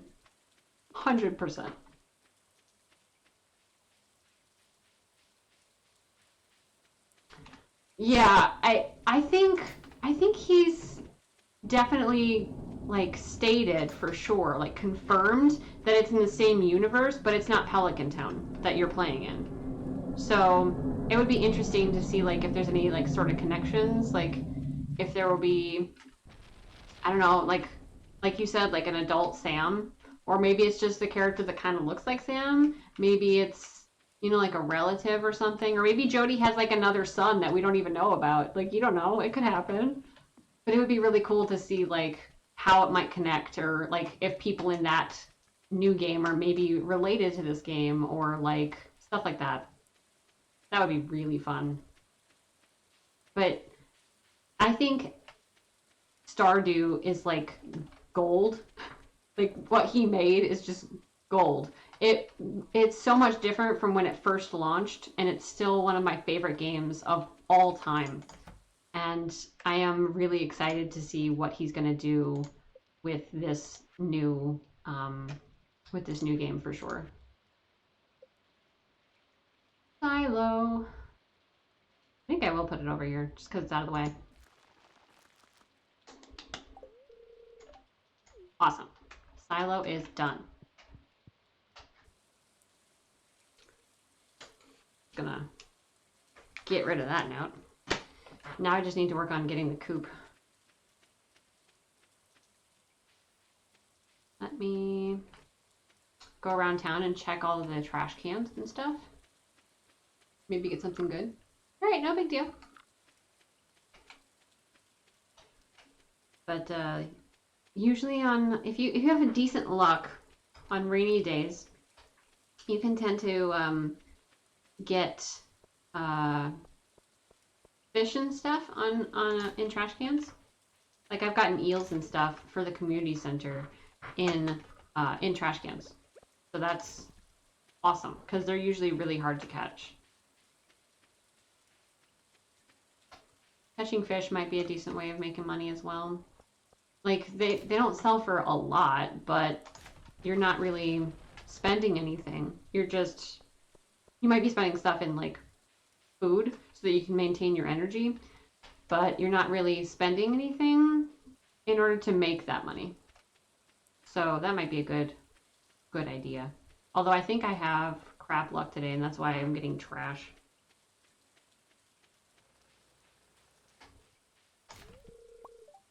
Because I want to, Penny. Mind your business. If I want to dig in the trash, let me dig in the trash. Let's go open this Omni Geode, maybe get lucky. Because like I said before, the day's luck does not affect geodes.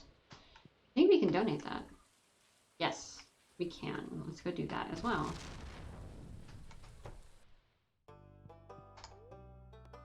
I love the music in this game. I will catch myself listening to it. Like, even while I'm not playing the game, I'll like listen to the soundtrack. It's just chill. It's just a nice, like, fun thing to have in the background. Just reminds me of like different seasons or whatever. Does anybody out there who plays the game, who plays Stardew, have like a favorite seasonal soundtrack? I think I like winter the best, but fall is also really good.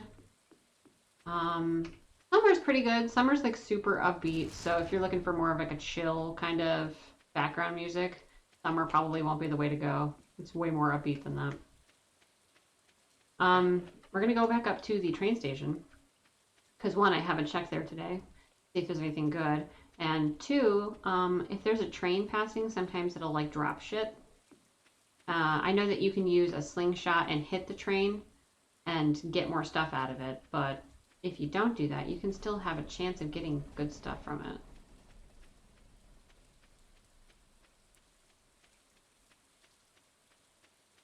Or not. Got here a little too late, it looks like. No big deal. Let's go south of the farm and explore the forest a little bit more, see if I can get any sort of more forageables or stuff like that. I'm always low on grapes. Where do you find grapes? I really need to look that up in the wiki. Actually, I'm going to do that right now. Just real quick. The wiki. Type in grape.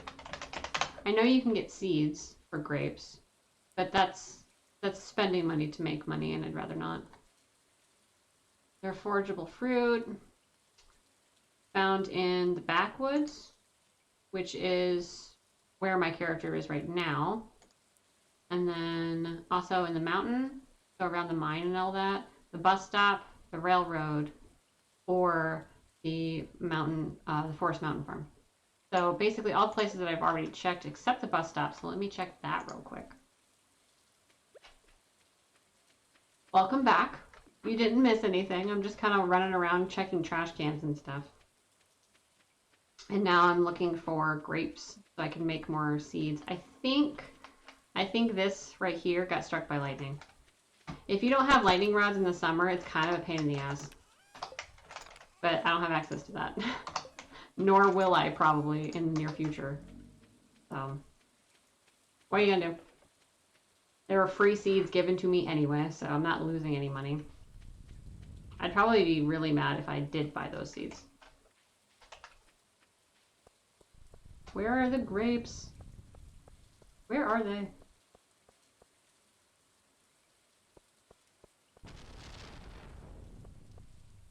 Not here. Definitely not here.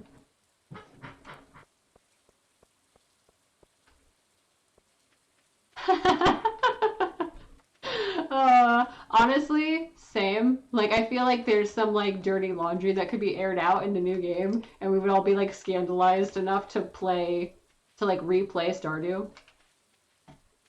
I think that would be hilarious. Or, like, I don't know, like, maybe Robin has, like, an older daughter or son or whatever, because, Sebastian's always traveling to Zuzu City, and he says that it's just because he likes the city. But I don't know. Maybe there's like a connection there. I'm really curious, man. I'm really curious about what's going on in this new game. Why is it haunted? Like the only ghosts that we really have in Stardew proper are like Grandpa's ghost and like the ghosts in the mines. But it's a haunted chocolatier, and like the ghosts don't like the ghosts help you like in your shop or whatever. So they're like friendly ghosts, so you don't want to fight the ghosts this time. Because I fight ghosts for like ectoplasm and shit for the quests in this game. Seems like you're gonna want to leave the ghosts alone in the new one.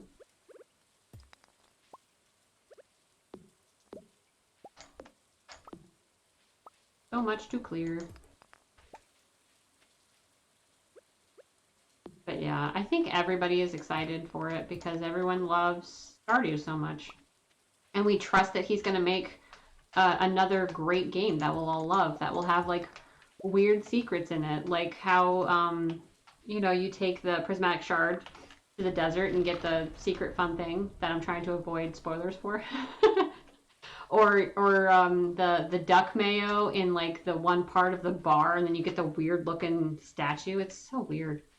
But like I'm assuming more of that is going to be in the new game. Oh jeez. Where it's like way in the future and all the villagers are dead. Yeah, that's rough. Honestly, that's the one thing that I wish Stardew had was like some sort of time progression. I think it's weird when you get way farther into the game and you're on like year 10, 20, 30 and like Jas and Vincent are still like little kids and George and like Evelyn are still around and stuff like that. I just feel like there should be like some sort of like small time progression, or like maybe if you don't romance somebody by a specific year, then you'd be able to see them get with somebody else, because it seems like a lot of the people in Stardew are already kind of paired off, like Maru and Harvey and Leah and Elliot and Haley and Alex, Abigail and Sebastian, stuff like that. I think it'd be really cool.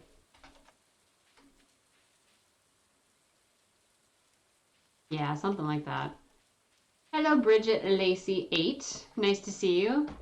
Um, I am doing very well today. Kind of tired. Sleepy day calls for sleepy game. Sleepy cozy game for sure. How are you doing today? Thank you. I agree. I just think it's fun. Like I'm gonna be playing these games anyway, so I think it's fun to be able to do it with people and be able to talk to people while I'm doing it, and maybe, get people interested in the game that I'm playing, or if it's a brand new game that I'm playing and maybe somebody else is more knowledgeable about it, maybe get like some help or like info from them because they're maybe more knowledgeable about it. And things are going pretty well. I'm doing a Joja save right now, so trying not to focus on crops or animals and just trying to make money, trying to get the achievement, and then never play the save again. So very chill. Don't have a lot of responsibilities in this playthrough besides rummaging in people's trash cans and going in the mine, essentially. That's like the extent of my responsibilities here. I do like mainline Mario games. I love Mario Kart. I've been playing Mario Kart since I was a kid. Like on my DS, playing Mario Kart was always really fun because it was the first game that I was able to beat my brother at. Because he would always use like versus games and stuff like that to absolutely destroy me. He would basically use me for practice, and I finally found a game that I could beat him at. So that was always fun. But let's see. Currently on Switch, I have Mario Kart, but I did have Mario Odyssey. I beat the game, and because I didn't really see a whole lot of replayability value in it, I didn't continue to beat the game. I got all the moons and stuff, and I explored all the areas and all of that, but I didn't really see a reason to start over and play again, so I chose not to. Um, but I love Mario, honestly. I'm like okay at like classic Mario. I think it's more fun to watch other people play Mario. I've never played Mario Maker, but I enjoy watching people play Mario Maker. Some people are like sadistic with how they create levels in Mario Maker, and I don't understand how people are able to complete those levels. But it's really fun to watch.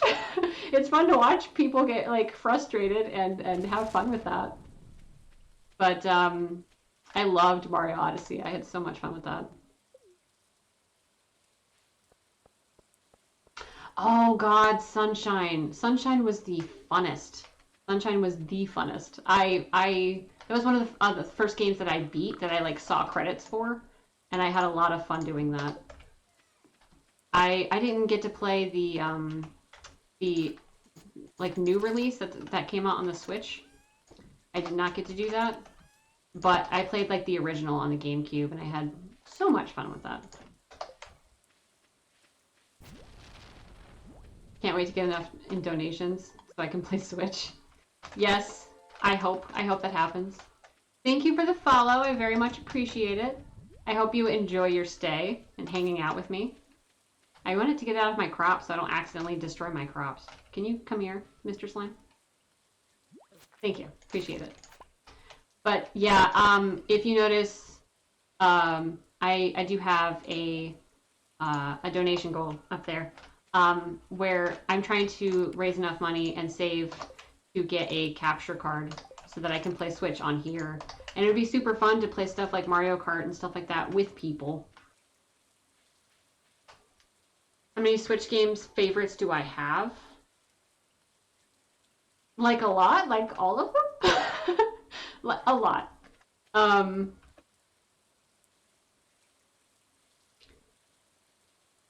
Yeah, I finished Sunshine. It was hard, but I finished it, and there was like an OCD kind of like factor with that because of cleaning like the sludge everywhere with the water. I really enjoyed that.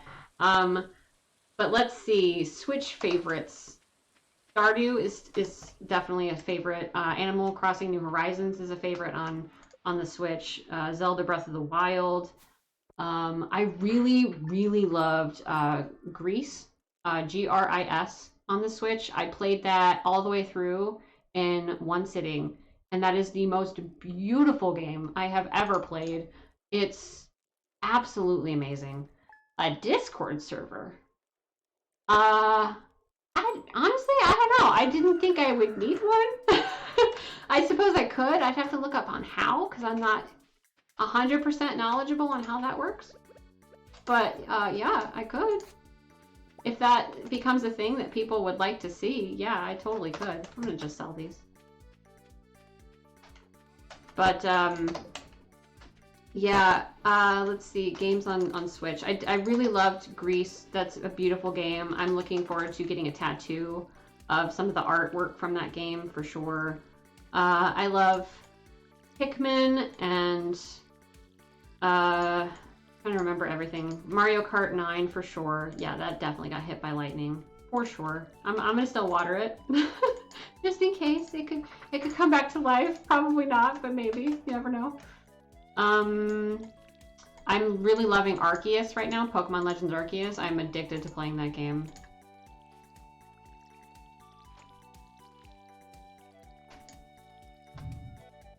I could do that for sure. It was nice seeing you, Bridget. I appreciate that you dropped by, and I hope that next time you drop by, you have some fun. I appreciate it. It would be easier to interact with people. Yeah, probably.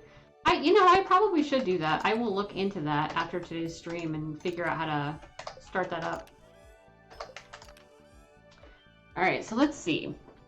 I have enough to make one more tea sapling, but I am low on both fiber and grapes, so I really need to work on that. Zelda is one of my favorite games of all time. Breath of the Wild Zelda, anyway. I was never a huge Zelda player. I know there's been lots and lots of iterations. Majora's Mask, Twilight Princess, Skyward Sword HD just came out not that long ago, like late last year, I think. I haven't played any of those. My very first iteration that I actually enjoyed playing was Breath of the Wild. And I have played that game all the way through, did 100% completionist playthrough, collected all the Koroks, and then started again multiple times. Like, I've started a hardcore save, and I'm trying to work through a completionist playthrough of a hardcore save. And it's just a game that if I'm having a crap day, or I don't know what else to play, and I'm kind of burnt out on playing everything else, I will 110,000% just pick that back up. Just start like a brand new game of Zelda. And I love how different the game is. Yeah, it was hard for me to get into the older games. I heard when it first released that people were saying that it was a Zelda game for people who didn't really like Zelda games. Breath of the Wild was. And I feel like that's true because since Breath of the Wild, I tried Link's Awakening and I didn't really like it. And I rented... There was some other Zelda game that I rented right around the time that the Switch had released. And I don't... It doesn't fit for me. But I will continually go back to Breath of the Wild. And I am stoked as shit for Breath of the Wild too. Like, I realize that it's probably not coming out this year, especially because Pokemon Scarlet and Violet just got announced. And we were thinking that it was going to be late this year, and it turns out Pokemon Scarlet and Violet are going to be late this year. And they're probably not going to push Pokemon versus Zelda. I think they'll want to have them like spaced out so that they can have like their own little moments. But I am so excited for Breath of the Wild 2. It cannot come soon enough, but I'm totally fine with waiting until it's absolutely perfect.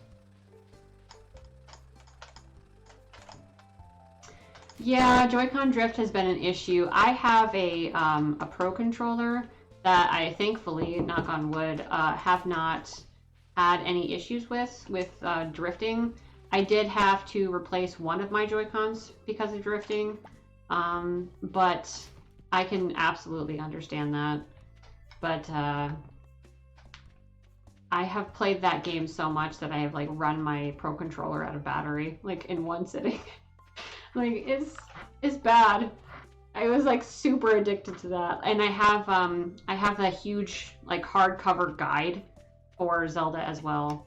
That's a big thing with me. If you can't figure that out already, I love like hardcover guides for games. I love that shit. That's my favorite. I also have the Making of a Champion hardcover book where it talks about like the making of the game, and there's like stuff about the art and all of that. I love that game so much. I'm getting like I really want to get a tattoo of the Silent Princess flower from that video game. I want to get flower designs from different games that I love. Flowers from WoW, flowers from Stardew, flowers from Animal Crossing as tattoos. Breath of the Wild is so much fun. I cannot talk enough about Breath of the Wild. That would be fun to play on stream for sure. You guys can see how much I suck at fighting Lynels. I can do everything else in the game, but for me, I don't know why.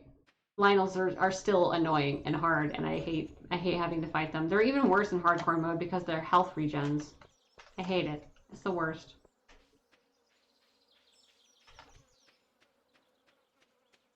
But I'm trying to think of other games that I've played on the Switch.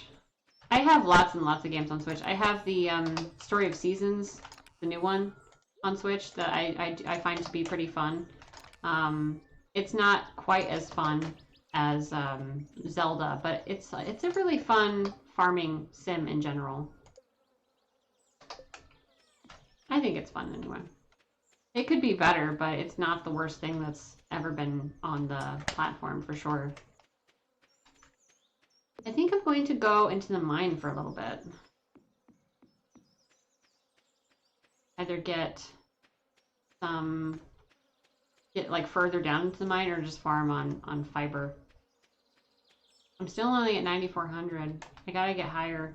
I think I'll just get the panning next because it's the cheapest thing, and that's at 20k. So I'm not even halfway of getting the next expansion from Joja. The freaking grapes, man, they're really putting like a damper on my my tea sapling plants.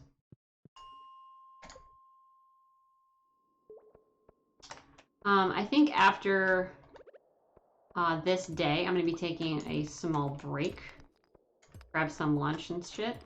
But after the break, I don't know if you are interested in it, but I will be playing World of Warcraft. I play World of Warcraft probably close to every day. If I don't, I'd at least play it a couple times a week.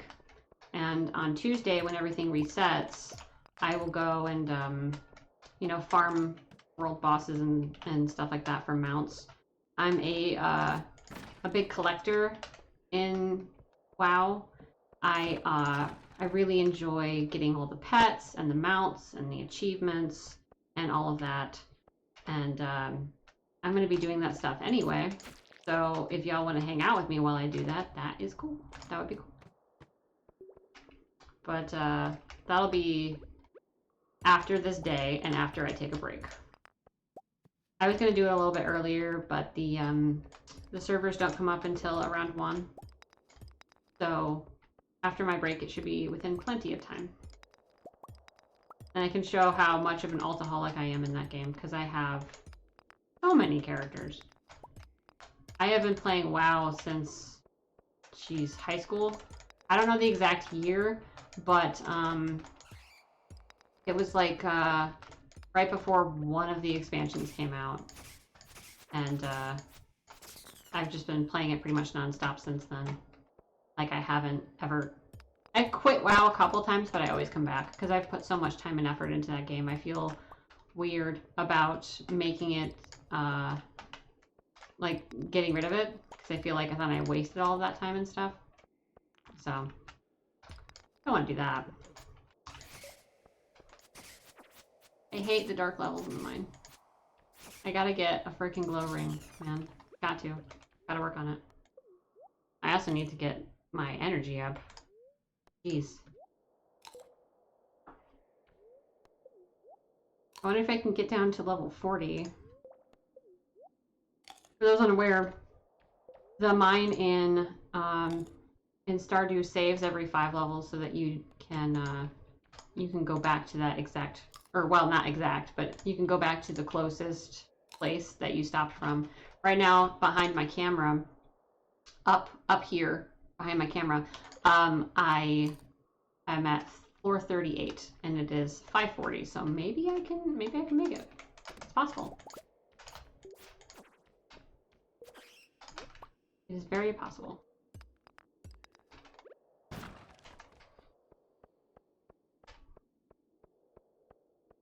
Usually at the end of these railroads, there's a ladder down. All right, so we just need one more ladder to get to floor 40. Oh, there we go. Floor 40. We got a slingshot now. Now I can hit the train when it comes by to get more stuff out of it. You have to load stuff into that. I think you can use stone, stuff like that. Or eggs. I know you can put eggs as ammo, for sure. I don't know. Yeah, I figured it's going to be kind of hard to fight stuff here.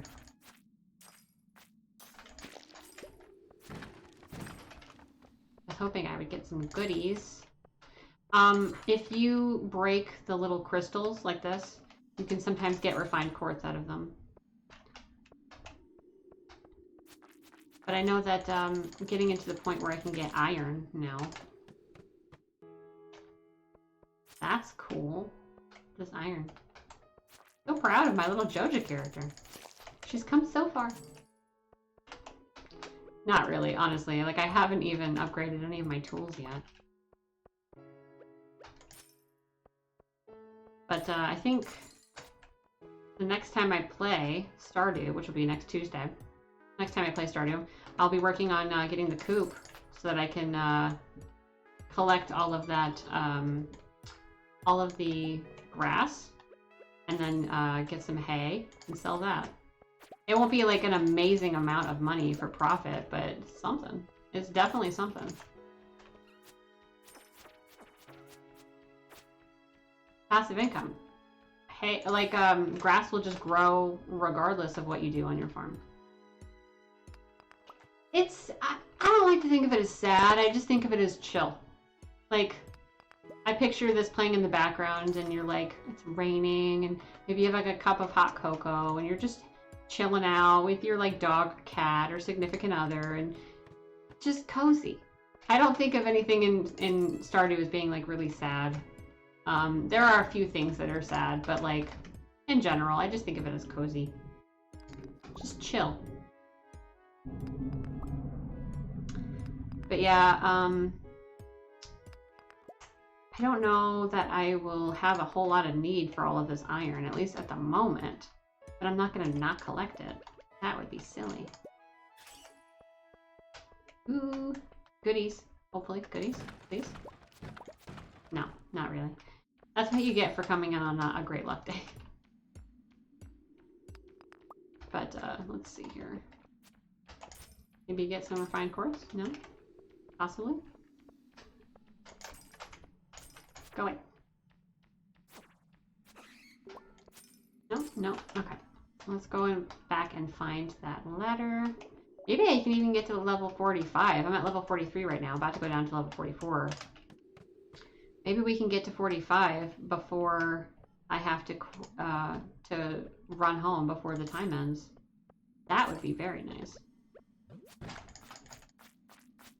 I love trapping the slimes. It makes them so much easier to kill. This sap horse. Nothing good there. Oh, that's so sad. No, now I'm gonna think of that every time the song plays. That is a very appropriate soundtrack for that moment for sure. That would be sad. That would be very sad. Who is your given Stardew wife or husband? Mine is Leah. I adore her.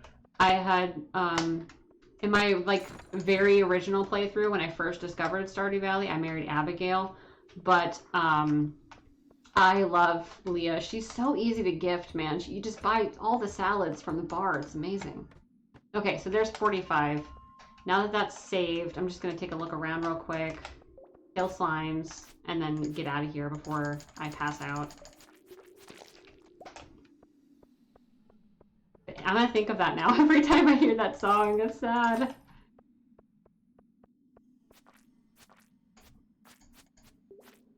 Come on. Hi. You can do it. Always Alex. Nice. I heard that if you marry Sam, Vincent calls you like uncle or auntie. Is that true? Because that's adorable, honestly. I've never married Alex. I've tried to like marry different people in different saves. I married when the new patch first came out. I made a new save, and I had a beach farm, and it was before I realized that beach farm was a bad idea. And I married Sebastian. On the Switch, I married Harvey. But I really love I love Leah. She's my favorite. My absolute favorite. Yeah, same. I pretty much only married the girls. Harvey and Sebastian were like rare differences that I make, honestly. Because I tend to go for all the cute girls in Stardew. For sure. I'm gonna save the crystal fruit because it's a winter forageable. And then go to bed. I don't think I made a lot of money today. I did up in combat though, so that's good. I wonder how this sells in comparison to the other stuff. I don't know if you were here earlier, but I have been noticing a lot of the times when you craft things in Stardew, it sells for less. 2 wheat sells for 50 gold. That is a good investment. So I already have the silo made. It should be done by today. I need to go make the coop. I mean, I'm not doing it today. Oh, hay doesn't sell for anything. Wheat does. No. No, it doesn't sell for anything. Oh, no. Yeah, Abigail. I remember when I was first starting, I felt like Abigail was really hard to get up in hearts. I just thought she was cute because she has purple hair. But she's really hard to gift. Like, she likes quartz and stuff, right? But she really loves amethyst. That's why I feel like Leah's better, because you can buy salads all the time from the bar. They're fairly cheap, and she loves them. Like, they're her favorite gift. So, yeah. Oh, does he really? I didn't realize that. I didn't realize that Vincent calls you that regardless. That's interesting. I think I'm gonna have to actually yeah, I feel like she thinks that it's like rock candy or something, but it's just rocks. Either that or the gems that we're collecting and the rocks that we're collecting are secretly made of candy. You never know. It could be like a Pelican Town secret. All of the rocks taste like something. Like the aquamarine tastes like blue raspberry slushy. Like that's just how it happens. It just works that way. All right, so since hay doesn't sell for anything, that's upsetting, personally. Well, Marnie sells it. That's absolute garbage. If it sells for nothing and Marnie sells it for like actual money, that's not fair. How come she can sell it for money, but I can't sell it for money? That's not fair. So that means that I'm going to have to, that's definitely going to have to mean that I'll make a coop and then get chickens and then start processing stuff to make more money, I guess. Otherwise, I just feel like I wasted materials and money on my silo over here. So that's upsetting a little bit. All right, so next time we play, we've got some hot peppers and stuff to harvest. And I'll definitely be working on the coop and I guess getting chickens. I guess, because the goal is to make money, and I wasn't planning on having crops or anything like that, but I guess that's a thing now. That's upsetting. I feel like hay should definitely sell for money, but it doesn't.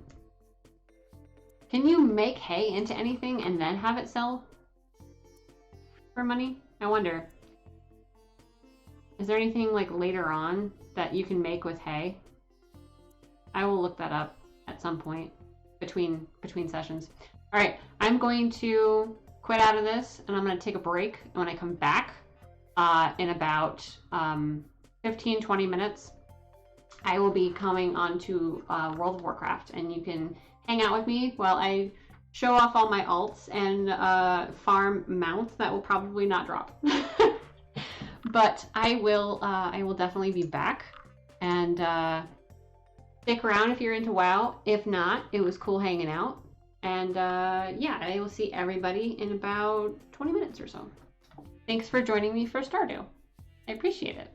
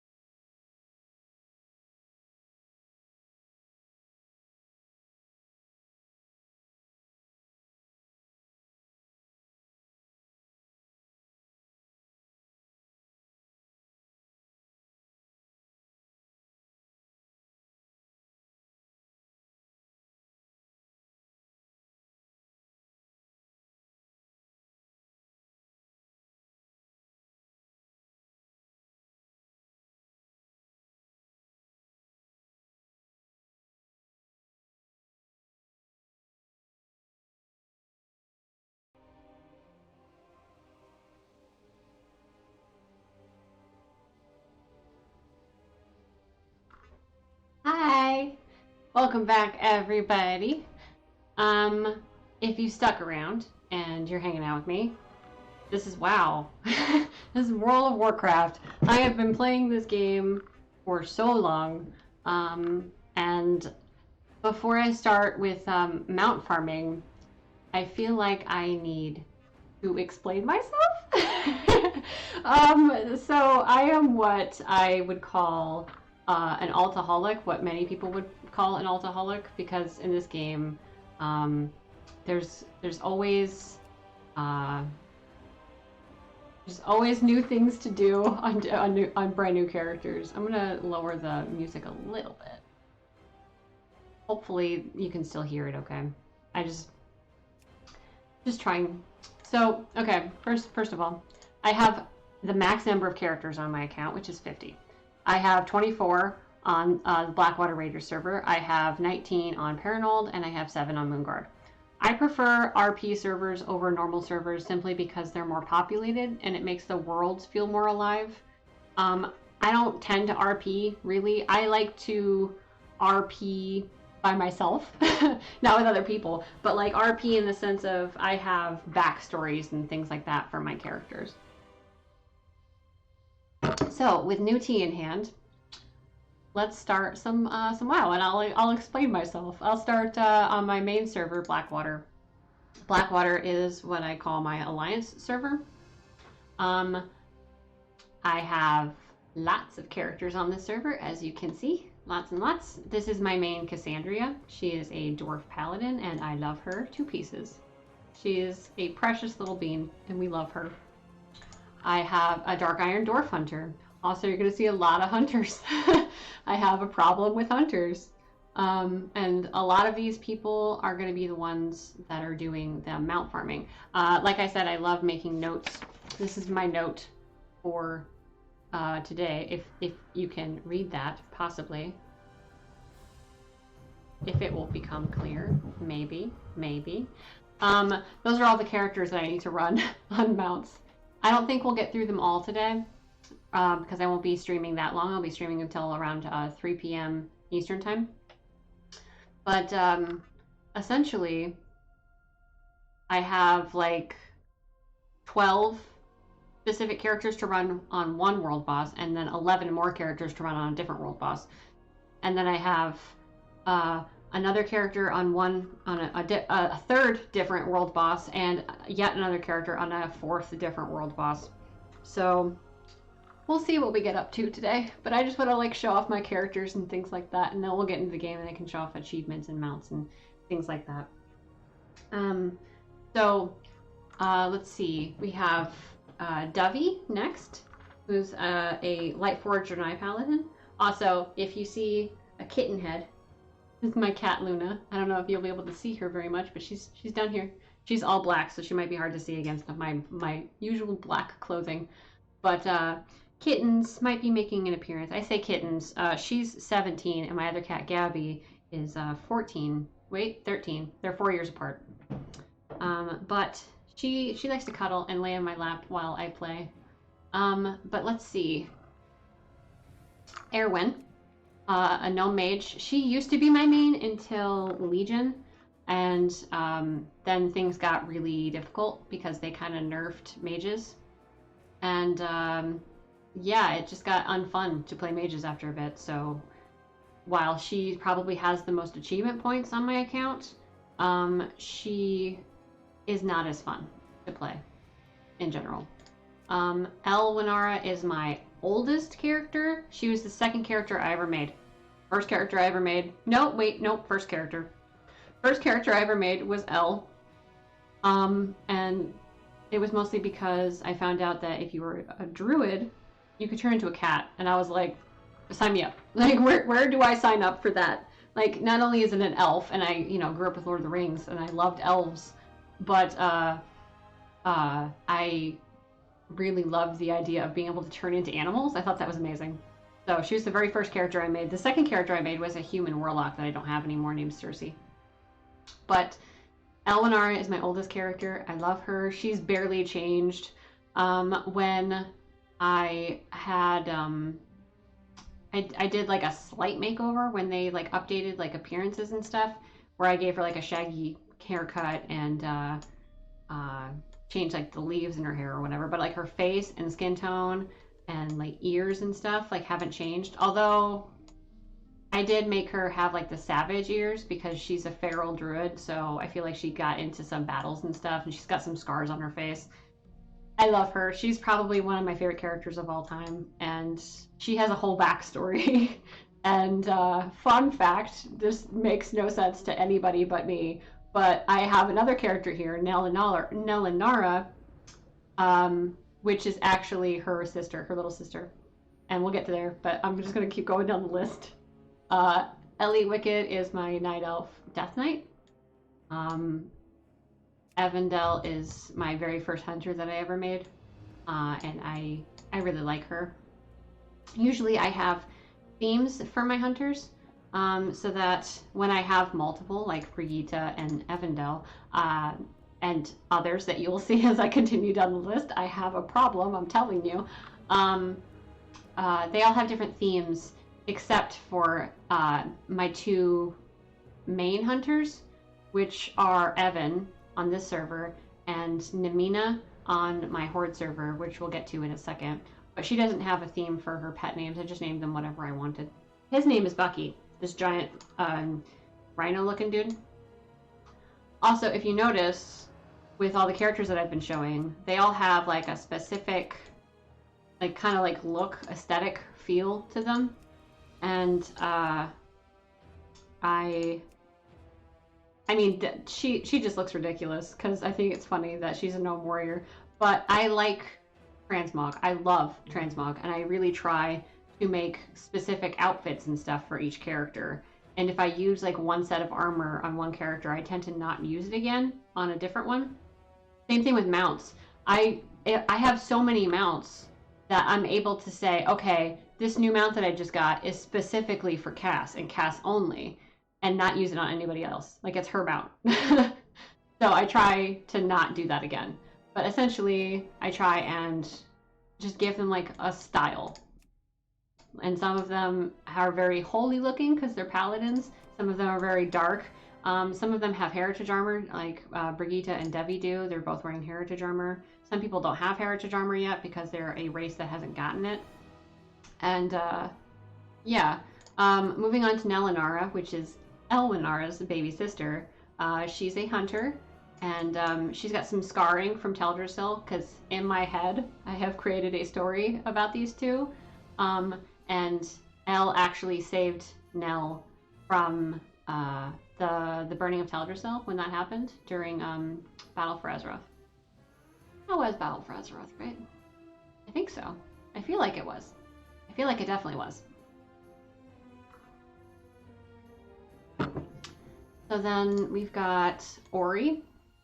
Oh, Nell has like ridiculous names for her pets and stuff. Or no, that's a different hunter. Yes, I will get confused. Nell has like very elvish sounding names. I basically just put stuff into like an elvish like name generator, and I would just pick out a name that sounded cool, and would name her pets after that. This is a rare spirit beast. I think it was originally called Magria, but it's named something different now. Oriona is yet another hunter, not related to El or Nell, but she has all of her pets named after like planets and like celestial bodies, and she's named after like Orion's belt, but I just stuck an A on the end, so Oriona. So like yeah. Next I have my shaman, who is a Pandaren. Her name is Pachamari. I really like her. I think she's super cute. Next we have Remedy, the demon hunter. Don't ask me why her name is Remedy. It was just something that I came up with in the time being. Also, all of these names are stuff that I just came up with on the spot, essentially. Erwin I named because I looked up what names meant snow, or like winter or something like that, ice, things like that. Because when I first started playing her, she was an ice mage, and now she's an arcane mage.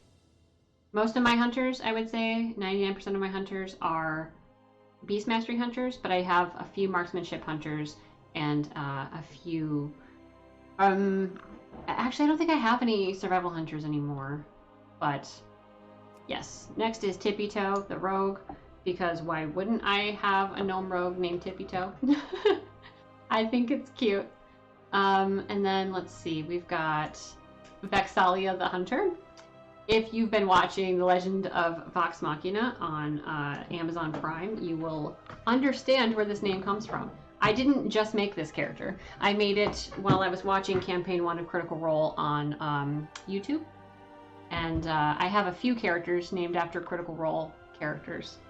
And I tried to make them as close as possible in WoW. She is one of my marksmanship hunters. And she is modeled after Laura Bailey's character Vexalia in Campaign 1 of Critical Role. And this is her bear Trinket, named after the same bear that Vex has in Campaign 1. Also in The Legend of Vox Machina, the Amazon Prime TV show, would highly recommend it. Really good show. Only for adults, mind you. But if you're here, then you're an adult. So, like, just, you know, be aware of that if you want to watch it around younger kids or your kids or whatever. Quiche is a gnome hunter that I have. All of her pets are named after food. This bear's name is Honey.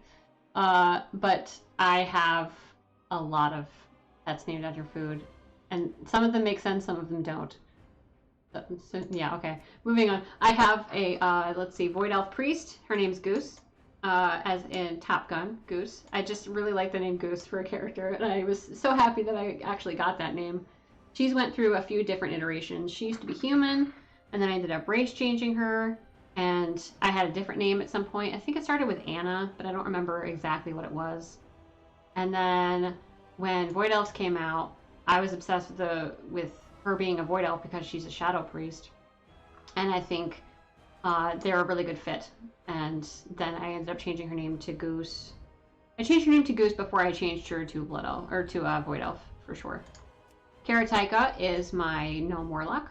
She is destruction, I believe. I tend to kind of model my characters after the kind of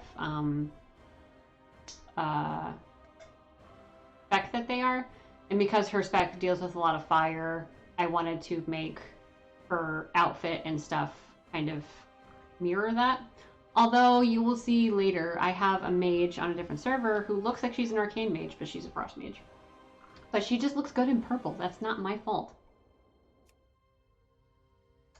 I have a night elf monk named Even. Don't ask me. I have weird names for characters. It's just whatever I think of in the moment.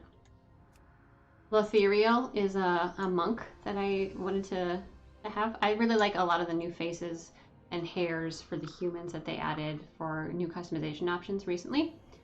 And yeah, I really like her. I think her whole style and the flower crown is just adorable. Keyleth is named after yet another Critical Role character. This one is a druid and she's a worgen. And her human form I tried to make look as close to Keyleth from Critical Role Campaign 1 as much as possible.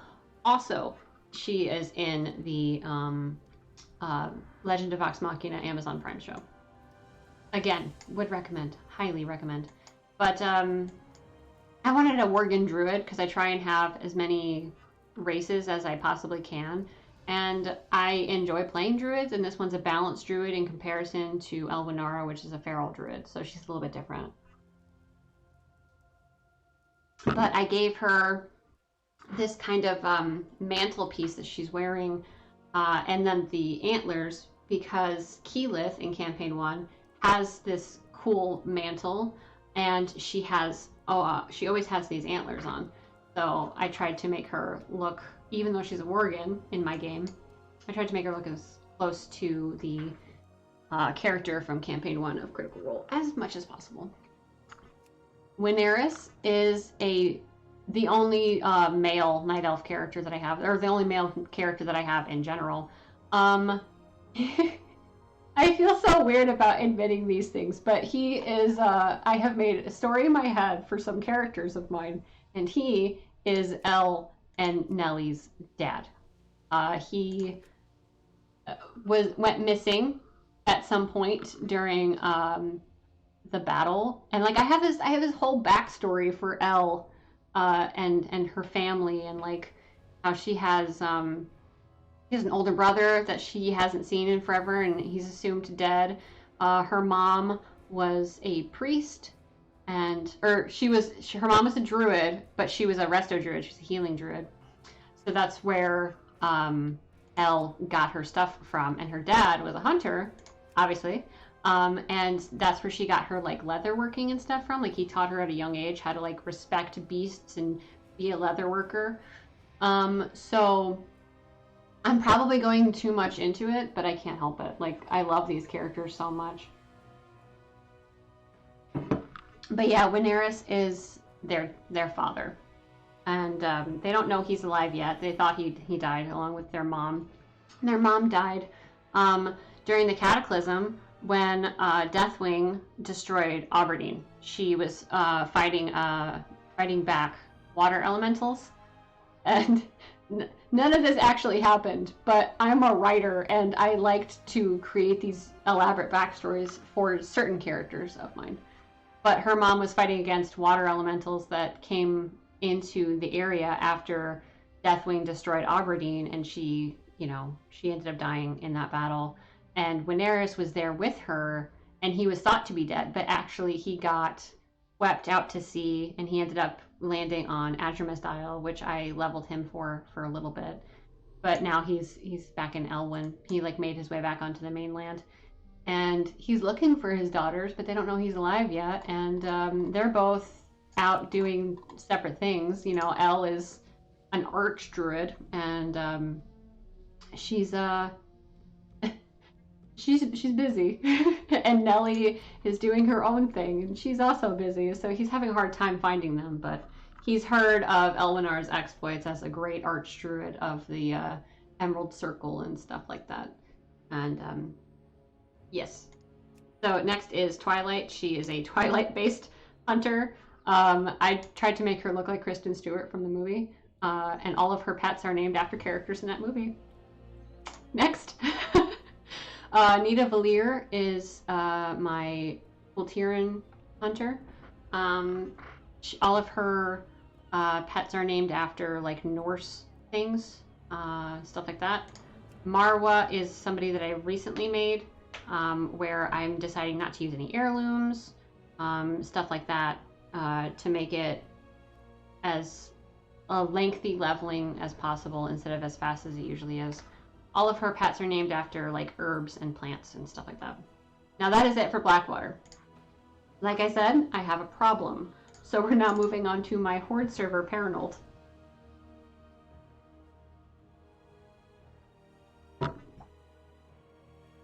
Okay, like I said, I have a problem. Okay, so this is my main Horde character. Her name is Namina. She's a hunter. She's a marksmanship hunter.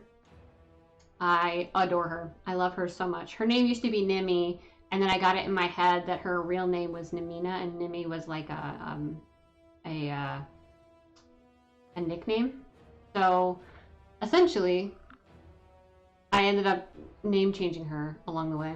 Beauregard is named after a Campaign 2 character of Critical Role. Campaign 2 did not have a little fox girl, but in WoW, she's a Valkyra hunter. She's a Beast Mastery hunter, and all of her pets are named after Campaign 2 characters. This is named Frumpkin, which if you watch Campaign 2 of Critical Role, you will understand who Frumpkin is. Fussy is my Goblin hunter. She's just kind of ridiculous and fun, and all of her pets are very brightly colored and name silly things like Sprinkles and Doodle, and just like cute things, essentially. Beauregard is a Valkyra. It's a race that you were able to unlock, an allied race that you were able to unlock in BFA if you got enough rep and stuff with different Horde factions. But yes, isn't she cute? She's got a fluffy tail, and she's got ears. I chose a face that had like 1.5 ears, because I think it's cute. Isahela is my undead warlock. I adore her. She is a demonology warlock, and I just absolutely adore her. I think she looks so freaking cool. I have a lot of her clothes based on like purples and stuff, and her mount is also purple. Things like that. Leontine is my Blood Elf Paladin. I really enjoy her whole look. It's a red and gold and pretty. Nalaka is my Mag'har Orc Hunter, another allied race. Orcs and Mag'har Orcs are two different races now in WoW. She has no green tinge to her skin. It's only brown. And she's got like tattoos, and she's got like she could have like piercings and stuff like that. I wanted to make her outfit more look like she made it herself because she's also a leather worker. And I had like a whole set of gear planned out for her, but this itself is a heritage armor set for Mag'har Orcs in general. Rainweaver is another extremely old character that I have. I've had her for forever. She's a Tauren hunter. She's also wearing heritage armor, and she's also Beast Mastery hunter. All of her pets are named with like Native American Cherokee names, except for her bird that she's had the longest, which was Spirit the owl. Back in the day, and that's silly to say that because I'm younger, but like back way long ago when I first started playing WoW, I took this Tauren all the way to the Darnassian area. I like had to walk, so I like corpse ran and died and would like inch my way forward until, you know, just like basically just like corpse running like to get farther and farther and farther towards the Darnassian area so that I could have this gray owl as a pet because I just thought it was fantastic. But she has a spirit bear as well. Beast Mastery a while ago got the ability to have two pets out at once, and so the main pet always shows here, and then like the secondary pet will show up when I get in game. Let's see, I have Nora Erin, my Blood Elf Demon Hunter. She is a tank Demon Hunter versus the Demon Hunter that I have on Blackwater, who's a DPS. Zeronica is my Undead Hunter. I don't really have a naming theme for her pets, but all of her pets, or most of her pets, are dead, except this one. Her other pet that she has on her, because she's also Beast Mastery Hunter, is a giant undead T-Rex, and his name is Jasper, and this wolf's name is Luce, as in Lucifer, because at the time I was binge watching Lucifer, and I could not stop watching it. Milo is my Frost Mage. She's a Nightborn, another allied race that you had to like earn in the game. She looks like an Arcane Mage. I know she looks like an Arcane Mage. She's a Frost Mage. She just looks good in purple. It is not my fault. Next we have Sokanen. She is a High Mountain Tauren, also Beast Mastery Hunter. I really just love the High Mountain Tauren with their like moose antlers. I think they're so cool. Let's see. We have Bliss, the Druid. I wanted a Horde Druid, so I thought she would be cute because when new customization options came out for WoW in a fairly recent patch, not incredibly recent, it was like before Shadowlands. I thought the little blonde cows were so cute, so we have this little fairy druid named Bliss. Zimbelmuna is a Lord of the Rings inspired hunter. She is named after a flower from Lord of the Rings, and all of her pets are named after Lord of the Rings. She's still low level, so she doesn't have a lot of pets so far, but I'm literally going onto the wiki page of every single character in Lord of the Rings books, Hobbit books, and I'm just like looking through and trying to find names that like seem like they would be good for pets. Zuala is named, technically she is named after a character in Campaign 2 of Critical Role, but she is not a Critical Role hunter like how I have others of. She is just a troll hunter that I just thought the name fit. I don't think she has a naming theme either, or I haven't come up with one anyway. Laudna is my Campaign 3 Critical Role character. Like I said, I have a problem. So essentially, Laudna is going to, like, I haven't gotten a chance to play her yet, and some of these I haven't. It's just like plans. But Laudna is a character from Campaign 3 of Critical Role, and all of her pets and stuff are going to be named after other characters in Critical Role. Asha is a Game of Thrones hunter, and she is a regular orc. And I just think she's super cool. I love her tattoo and her braid and her bangs. I think she's super cute. Kira is my Star Wars related hunter. All of her pets are named after Star Wars characters as much as I can. Some names are blocked, some aren't. Also, a lot of Lord of the Rings names are blocked. Like, you can't name a pet Frodo, and I hate that. But other ones like Sam or Mary, like those are a lot easier to get across. Diadalma is my witch doctor shaman. She is an elemental shaman. My other shaman, Pachamari on Blackwater, the panda, she is an enhancement shaman. So while I have multiples of stuff, they're all like either different themes with the hunters, or they're different specs, or they just feel different because I have one as Alliance, one as Horde. This is a new rogue that I made. I just thought she looked cool. Sometimes I see like a piece of fan art or something like that, and I get really attached to it. And I have to make a character that looks like that. That happened with this character. I haven't played her yet. I mean, she's in Exile's Reach, so she's working on it. But I think she's cool. I think she looks cool. I haven't had a chance to transmog her yet.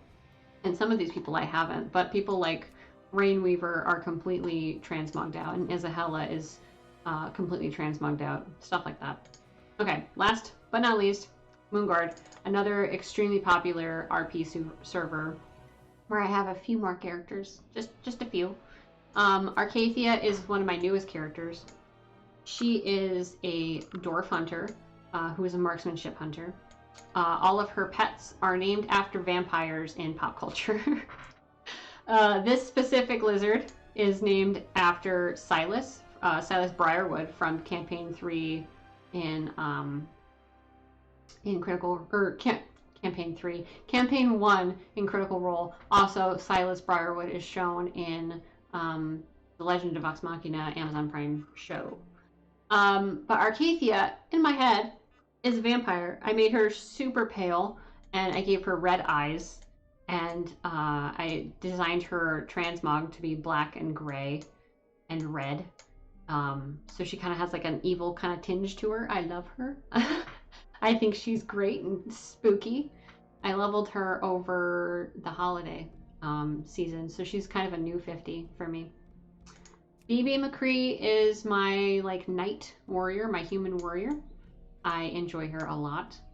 I've been thinking a bit about getting her name changed because originally I named her Baby McCree because in my head she was related to Jesse McCree from Overwatch, but they have since changed his name, and now I feel weird having the McCree title tacked on to this character because I really love this character, and now it feels kind of dirty and weird because I know who Jesse McCree was within Blizzard.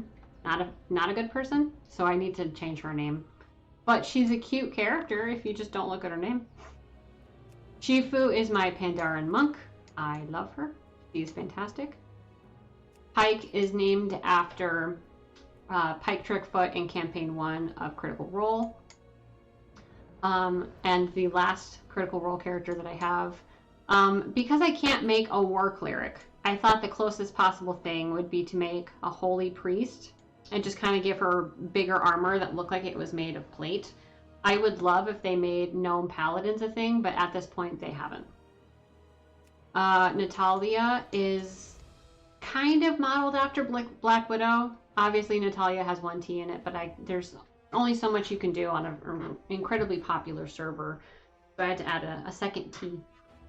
Benela is my goat monk. I just thought it would be cool to have a monk that was a Draenei, because imagine getting kicked in the face. Now imagine getting kicked in the face with a hoof. I just think it's awesome. I'm very happy with her. I haven't played her in a long time, but I think she's super cute, and I imagine her being this really gorgeous, tall Draenei with these really tall horns and this really long tail, and just being extremely buff and super cool. I really like her. I think she's super nice. And then last, I have Lismine, the warrior. I haven't fully decked her out in Transmog, but I really have always wanted a Night Elf warrior, and I think she's super freaking cool looking. She is arms. She's an arms warrior versus, no, wait, she's something. She might actually be protection warrior, because BB is arms, and then Ducky Luck on Blackwater, the gnome, that looks ridiculous, and the Yeti jammies, she's a Fury Warrior because it's hilarious. But now that we've gone through my alt problem, let's try and kill some stuff for mounts. Yes. I think I'll start off with Vex first. She's one of the people that is on a that's like singularly farming a mount. Also, if there are long wait times, it's because the servers just came back up, so a lot of people are flooding the servers all at once. So the loading times don't tend to be that bad, unless you're loading into Legion era Dalaran, because then you're going to be waiting a good 10 minutes for that loading screen. Let's see. She is outside of the world boss Undasta on Isle of Giants, just north of Pandaria. So she is going to be trying to get a like a Triceratops mount, which is cool. I still don't have it, but I'm trying to mainly focus on Galleon and Shah, the Shah of Anger, for those two mounts. And then as soon as I get one of those mounts, then I will filter whatever group was farming that mount to one of these mounts that I have singular people on. One is Undasta that Vex is sitting on right now, and the other one is Nalak in the Isle of Thunder that Shifu is sitting on right now. But essentially, a lot of Tuesdays is just waiting for things to spawn, because it's not like a raid that I load in or whatever. It's just out in the world, and anybody can come kill it whenever they want. So when I load in, I just kind of have to wait. I just have to wait for it to load. So yeah, this is Trinket. There we go. You can see it. And then my pet I named after her brother Vax. Let's see what mounts she has. I use the Swift Gloomhoof mount on Vex. I love this mount. It flies, but there's no flying on Isle of Giants. But it is a pretty purple unicorn. We love her. She's very cute. But yeah, I have so much transmog on each character. I have a lot of things unlocked, a lot of things I don't have unlocked, like sets and things like that. I have certain things. But as you can see, I have a lot of things that aren't unlocked. I don't tend to do raids until they're a little bit older, so that I can solo them. I don't tend to do raids like during the expansion itself. I don't have a guild that does that anymore. The last time we did that was during Wrath, and it's just not feasible anymore.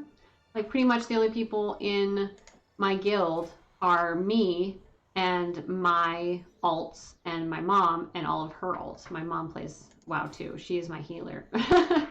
She's a she has a lot of alts, but her main character is a priest, and she is a healer. And I am very thankful whenever there's like a limited time event. Like, we just had the Love is in the Air event, and we would queue together, and we would get queues faster, because as a DPS and a healer, we would get queues faster than just me doing it by myself. So I enjoy that. To quickly look at achievements, I would have to look on Erwin, because she has the most achievement points. But Vex's achievement points are reading at 19,840. I know I have more on Erwin because she used to be my main, so I would do every achievement on her.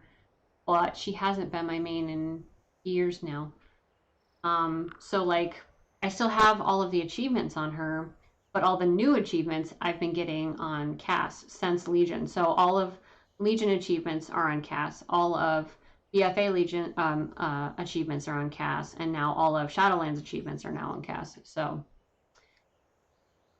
there's only so much that I can do about that.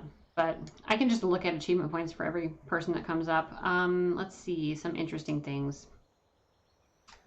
I have over 1,000 unique pets. That was the last like meta achievement. I got that on the 3rd of December 2020.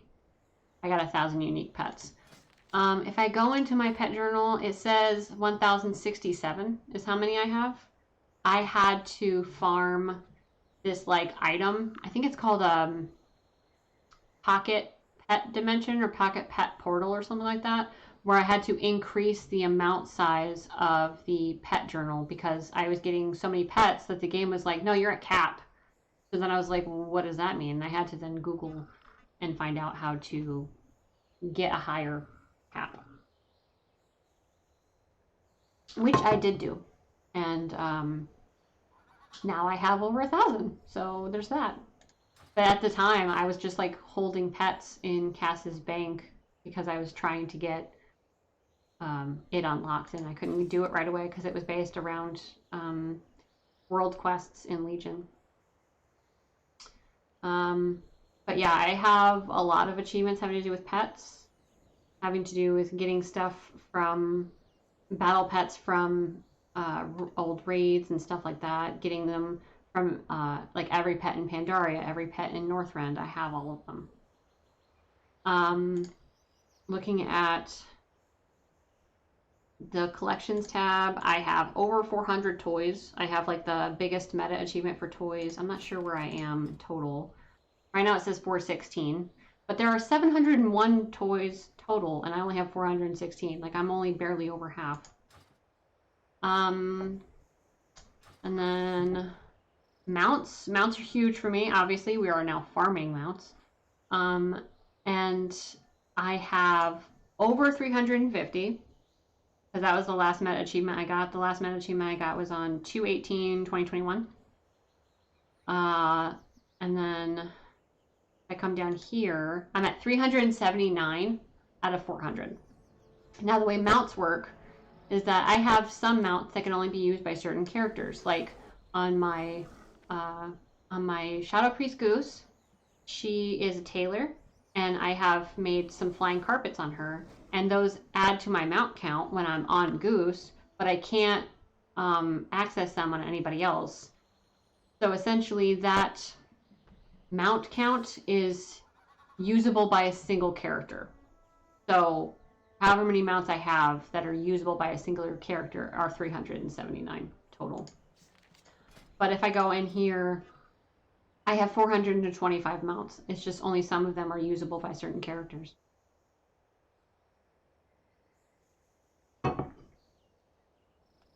But essentially, I have a shit ton of rare mounts. And I can go through them all.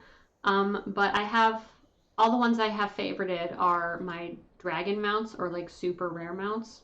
Because back in Draenor, that expansion, I was able to have a stable, and it would put out all the favorited things, and I love dragons, so I always favorited all my dragons. My oldest character is Elwinara, my druid. She's my very first character that I ever made, and I never deleted her, and I still have her, and she's currently level 50. I don't have anybody max level besides my main, who is 60.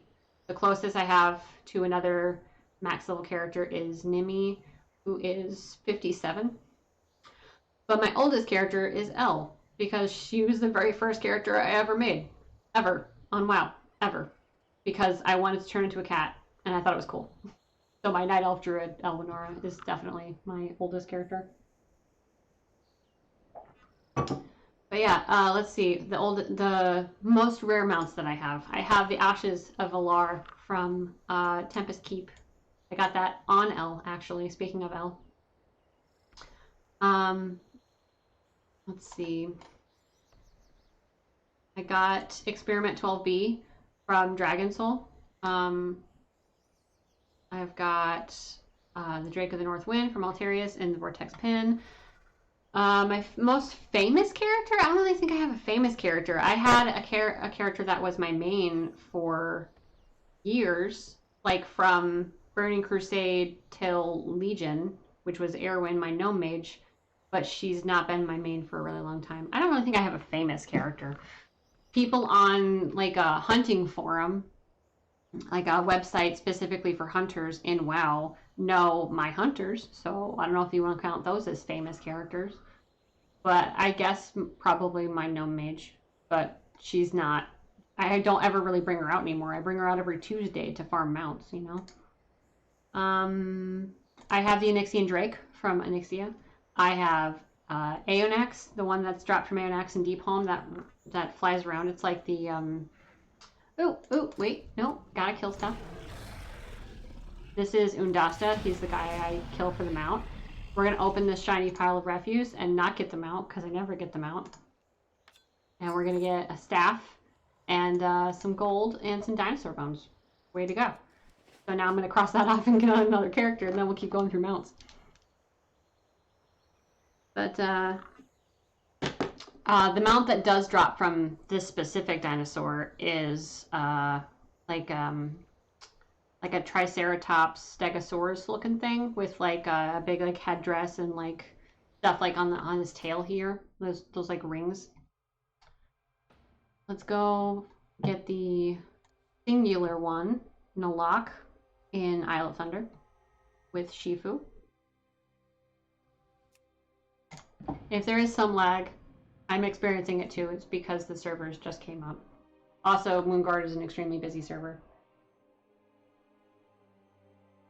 But we will continue with looking at mounts and stuff while we wait for characters to spawn. Or maybe I'll get lucky. Maybe Nalak will just be chilling. He is just chilling. Not everybody comes here to fight him because he's kind of out of the way. He's on another island kind of out from Pandaria. Alright, so we got a Storm Touch Cache. I think it just drops the mount. I don't think it's in the Storm Touch Cache, but we're gonna open it anyway and maybe we'll get lucky. No. But we did get this leather shoulder thing that I don't have the appearance collected for. If you see that blue text there, that's telling me that I don't have the transmog for it yet. I'm going to equip it. And now it tells me that I have the transmog for it, so now I can use that on any character that wears leather. That's cool. I mean, that's better than getting nothing, which is what I usually get. So, you know, anything is better than nothing. Alright, since we are done with Nalak then, time to start on Galleon and Shah. I do use add-ons. As you can see here, I have World Boss Timers up. That's really only useful if you've been on that server for a while. So this Nalak timer will be different from the Nalak timer that might be on Paranold or Blackwater. Because every server has like a different spawn timer, especially because the spawn timer only starts after you kill them. And maybe they haven't been killed in a while. Blackwater is not a super popular server, so there's not a lot of people killing stuff. Like, you might find more on Tuesdays, but in general, there's not a whole lot of people there. But right now we are getting on Brigitte, my Dark Iron Dwarf hunter, who is going to be farming Galleon. You can only kill these world bosses once a week. When I say farm, I mean like I'm farming it with multiple characters, trying to get it to drop. Because I'm gonna kill it with Brigitte here in a second, and then she won't be able to kill it again until next Tuesday. So we'll see. Okay, he's not up right now.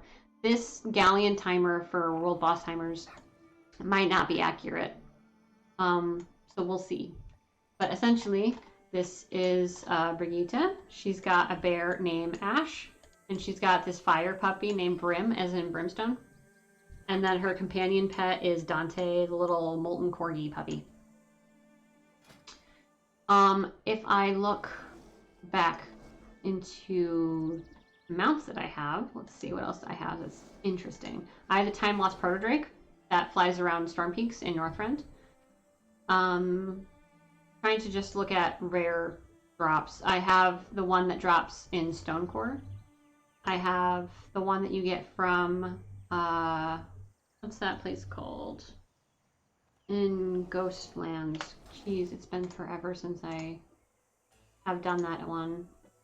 I got both mounts? No, one. I got the mount from that area in Ghostlands.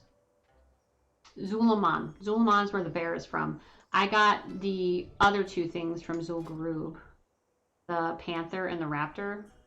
I wish I had gotten the tiger mount from old Zul'Gurub before they changed it and got rid of that mount. I miss it.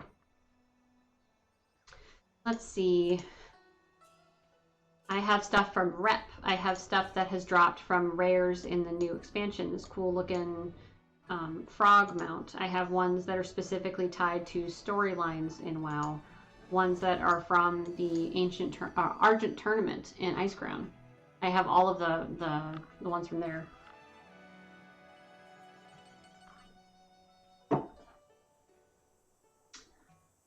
Let's see. I have other ones that were specifically given to me because I collected so many. Like if I come back into the mount thing, if I click on my most recent one, it also is every other mount. So like you get 10 mounts, 25, 50, 100, 150, 200, 250, 300, 350. It's like pretty much every 50 mounts. And then you get like a free mount each time, I think. Maybe it was after 25 mounts you started getting free mounts. But you get a free mount when you get more mounts. You get mounts for mounts, essentially. Let's see, different rare ones. This is the one from Zul'Gurub that's really hard to get. At least I found it hard to get. It took me a really long time to get in. I have the one from Mogushan Vaults, I think. I think that's which one that's from. That one's from Shadowlands stuff, like Rep. I have the really old Big Blizzard Bear from an old BlizzCon. I never see people on this mount, ever. Ever. I am very lucky to have this mount. I think it was from my very first BlizzCon that we were ever able to get like a digital ticket from. When I say BlizzCon, I do not mean that I went to BlizzCon. My anxious ass could not handle that many people all at once. No way. I mean like a virtual ticket. Like I watched it from home. So, this one's probably my most rare one, I would say. Besides a couple others that you'll see here in a minute. I have ones from collecting those dinosaur bones that we got from the first boss, where you can collect so many and then turn them in, and then you get an egg, and the egg hatches into one of like 3 or 4 different like raptor mounts. This is one of them. I have every race's mount, so like all the human mounts, all of the dwarf mounts, all the gnome mounts, all of the Draenei mounts, and the blood elf mounts, night elf mounts, every single racial mount I own. Let's see. That was a rare from BFA stuff. Let's see. That was just a mount achievement mount. I have some in-game shop mounts. Most of them are ones that we got because we have a 6-month reoccurring sub. And a lot of times, at least most recently, a lot of times they will have like a gift. Like, oh, thanks for subscribing for 6 months at a time. Here's like a free mount. They do that a lot. That is an old Cenarian Expedition rep from Outland. That's from getting heirlooms. This is from Throne of Thunder, which is another raid. This was from one of the anniversary events where you got to go back into Molten Core, and Molten Core was like changed so that it was like current content. Like it was during Draenor, and it was upped so that when you went in, it was like when you were at max level, you were being able to do Molten Core like as a raid. And if you killed the final boss during that small period of time, then you got a Core Hound mount from an achievement, which is super freaking cool. I also want to show off my feats of strength because I have a lot of them.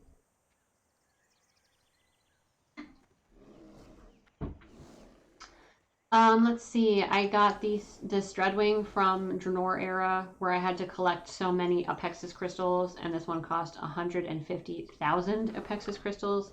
That took me forever to collect, but I'm very grateful that I have it now. That one's from Rep. This one's from a rare. This one's from Rep. This one is just because I have a Dark Iron Dwarf allied race. I got a free mount. This is like her mount. I can write it on anybody, but you get a free mount when you get an allied race character. Let's see. That was from a rare in Shadowlands. That's also from a rare. There was an area in BFA. Wait, no, Legion. Sorry, there's been so many expansions. It's hard to keep track of everything. But there was an area in Legion where you would fight rares, and some of them would drop these fell-spotted eggs, and the fell-spotted egg could hatch into multiple pets or multiple mounts, and this is one of the mounts that came from that. Rep. This is from engineering. I, however, did not make this. I got it from a Blingtron. I didn't even realize it was possible to get from a Blingtron, and it's just a whole ass mount for free. I could have made it with engineering, but I didn't. My gnome mage is an engineer, so I could have, but I didn't. I have collector's edition mounts.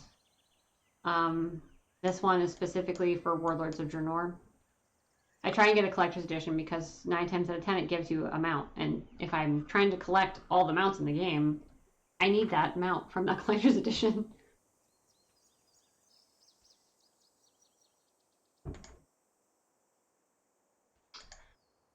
This is another in-game shop mount.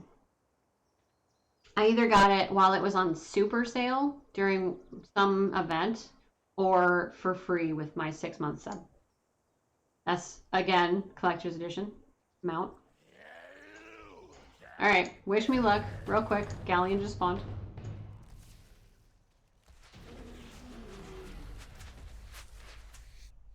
Alright, let's see what's in the bag. Nothing. Of course it's nothing. I don't know why I ever expect to get things. Alright, we will continue with mounts in a second when I get on a character to wait for Shah. Galleon is on a 15-minute timer, so I try and go back and forth between world bosses. So I do Galleon, and then I hop over onto a character that's waiting on Shah. And then I do Galleon, and then Shah, to try and offset the timer a little bit.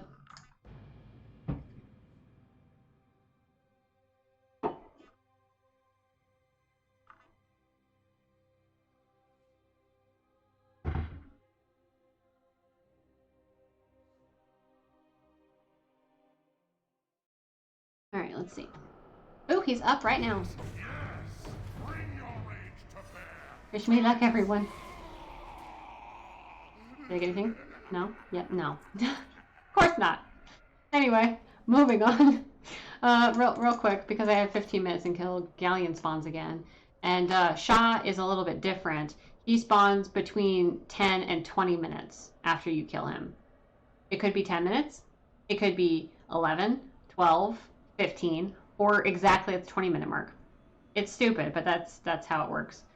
Her mount, her ground mount, is her class mount, her class Lightforged Renai Paladin mount. Her flying mount is the class mount that one of the class mounts that Paladins got. One of the class mounts that Paladins got in Legion. And then her pet is this little white fox named Purity. Isn't, you know, all these spawn points and have powerful enough characters at each spot to take them down. Essentially, there's 2 spawn points. I mean, Galleon is a fixed spawn in the world. Shot is a fixed spot in the world. Nalak is a fixed spot, and so is Undasta. So I just had to bring characters there and just wait. Also, they're all in Pandaria. Pandaria is an old expansion. So I found that if I had a character at 50, I didn't really have to worry about it. If I had a character at 50, I could easily take them down no matter how good or shit their gear is. And it wasn't really an issue. So I just put half of my characters at one spawn, half of them at another spawn, and now I just kind of swap back and forth every Tuesday and get it all done. So I can try and get one of these freaking mounts. And I've been doing it for months. I still haven't gotten these mounts to drop. So most recently, I just leveled Oriona, that hunter that has all the planet and celestial body named pets. No, it was its body. I just killed it. It doesn't spawn that quick.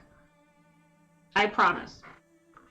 It was its body. It was its corpse. Because when I got on, it was already spawned. I killed it. And then it would not spawn that fast. I have at minimum 10 minutes to wait for it to come back.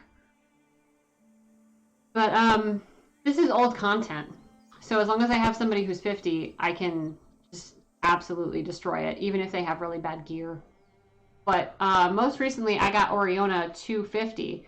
So I looked on my list, and I was like, okay, I guess I can put her at Galleon. And now she's in the group of people that I log on to every Tuesday to try and get these mounts to spawn. So one more character now. I have 12 that are farming Galleon, and I have 11 that are farming Shah. And then I have 1 each on Undasta and Nalak.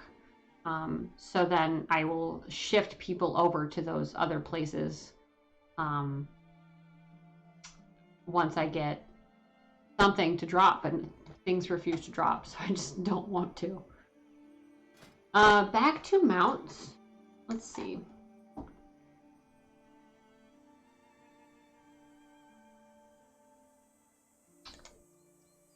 This was given to me specifically for gaining a lot of mounts. This is the mount from Karazhan. That one took forever, and then I made a Blood Elf Warlock, and the second she got to max level at the time, which was like 100, back before the squish, the level squish, I took her to Karazhan, and then the first time that brand new up-leveled character ran Karazhan, she got the damn mount to drop. And I had been farming that mount for like over 2 years at that point. And I was so mad that this brand new character I made went in and got it first time. And I was like, serious? Are you serious? That's not fair. All these other characters have been camped out to the side of this raid for like years. Not fair. But that one's a lot easier because it's not like something I have to wait for it to spawn. I just had to zone into the raid, run like a tiny bit through it, kill the boss, and then come back out. And when I got on the next character, all I had to do was go into the raid with that character and it would already be spawned. With world bosses, it takes so much time to just wait and wait and wait for these characters to spawn, or for these world bosses to spawn. Like I said, Galleon is on a 15-minute timer, so the second you kill him on the same server, if you get on another character, you have 15 minutes to wait, and he spawns every 15 minutes. You kill him, 15 minutes, he spawns again. And then Shot of Anger, you kill him, you wait 10 to 20 minutes, could be 10, could be 15, could be 20. Like, you don't know. So it's annoying that they're not just like in a raid that I can go get. I wish they were. This was a drop from Firelands raid. That was dropped from a achievement from doing stuff around Firelands and stuff.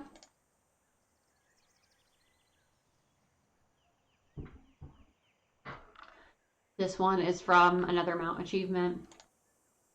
I made this one with engineering. I think it's pretty cool. It's a little rocket. Ice Crown. Rep. That was from like a guild vendor. Trying to find more rare ones. I have the Brewfest mounts, the Kodo and the Ram from the Brewfest holiday. The rare in Draenor. Another one from the egg from the other area that I mentioned before. I have the Headless Horseman's mount from the Hallow's End event in WoW, the Halloween event. I have the Hearthsteed, which was a promotional mount that was linked with Hearthstone. There's another mount in here that's linked with Hearthstone where I had to play a certain point and then get on WoW, and then it noticed that I had done something in Hearthstone and then gave me an achievement and then gave me like a free mount. That's another mount achievement mount, rare mount. I have Invincible. I still don't believe I have Invincible.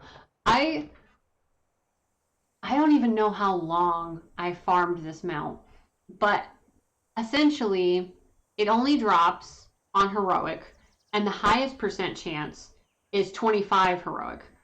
And for the longest time, I could only do it on my main because there's like a mechanic in which the Lich King, essentially, Invincible's from the Lich King from Ice Crown Citadel in Northrend, in Wrath of the Lich King expansion. And there's a mechanic that he uses. If you get him down to a certain amount of health, you have a specific frame of time to kill him before he like starts using this ability where it like pushes you back off of this like precipice, essentially. And I could only do it with my main for so long because only she had enough DPS. My main being Cassandria, my Dwarf Paladin, because only she had enough DPS to kill him fast enough. And then eventually, especially after the squish, I was able to run it with more characters, but I was finally able to get Invincible, and I'm pretty sure I cried. Like, I could not believe it happened. I was in shock. I still can't believe it happened. It is probably the rarest mount I own, and I cannot believe I own it whatsoever. That was from an achievement. It said, well, obviously it's from an achievement. It says right there. It was from an achievement where in BFA, if you leveled an Alliance character to max and completed the war campaign, and then a Horde character to max and completed the war campaign, which was like a end of like expansion quest chain. You got this achievement called Two Sides to Every Tale. You got two mounts. One horse that had Horde colors that you can only ride on a Horde character, and one wolf with Alliance colors that you can only ride on the Alliance character. But I thought that was cool because I already had all of the mounts anyway. So, or I had all of the characters anyway, so I might as well have gotten that achievement.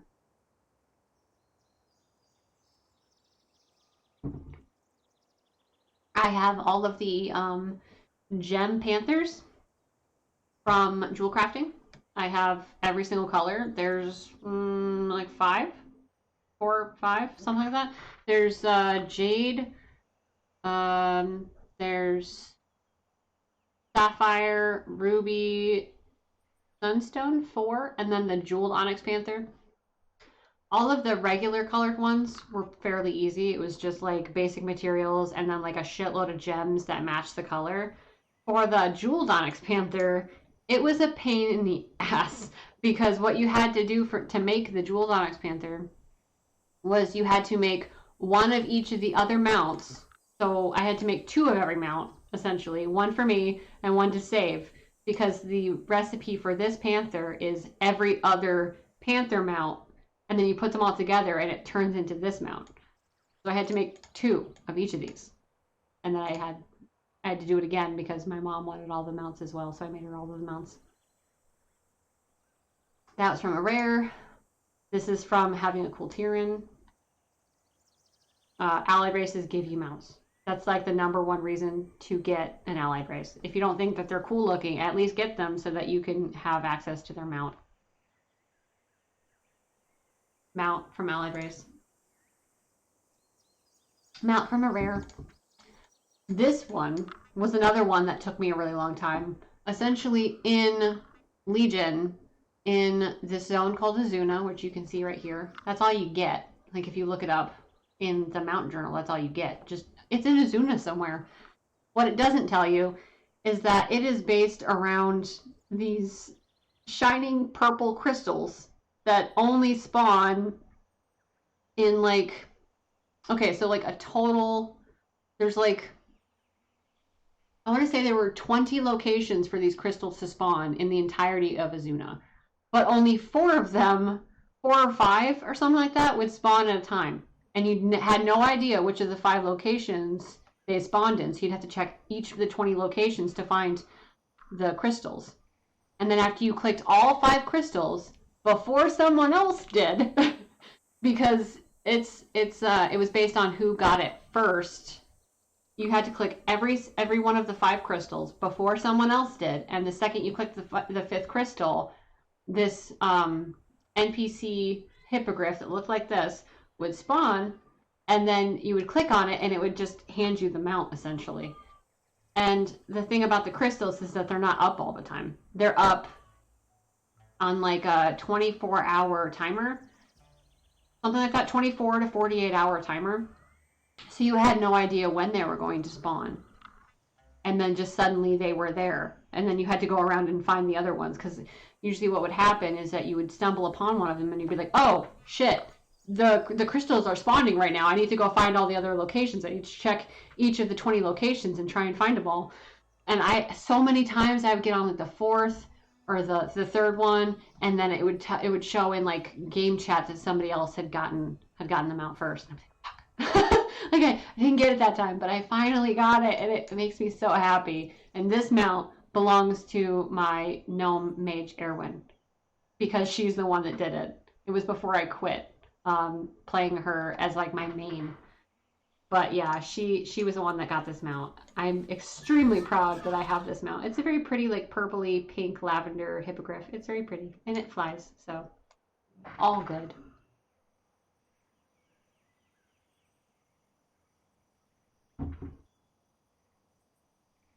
Okay, this one was from a 6-month sub. They gave away for around like Chinese New Year. Rep. Let me back up a little. Rep. Rare in Drenor. What's that noise? Oh.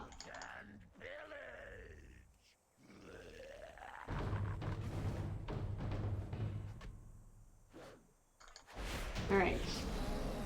Mount? No mount. Of course no mount. Alright, so now we're going to get on another character that is farming the Shah. And hopefully get something good. I won't be streaming for too much longer. I'll be stopping stream around 3 p.m. Eastern, even if I'm not done farming mounts. But hopefully it would be super cool to get like a recording of me getting the drop. Kind of why I wanted to start streaming my mount runs, because I love watching people finally get the mount that they've been trying for years. I think that's awesome.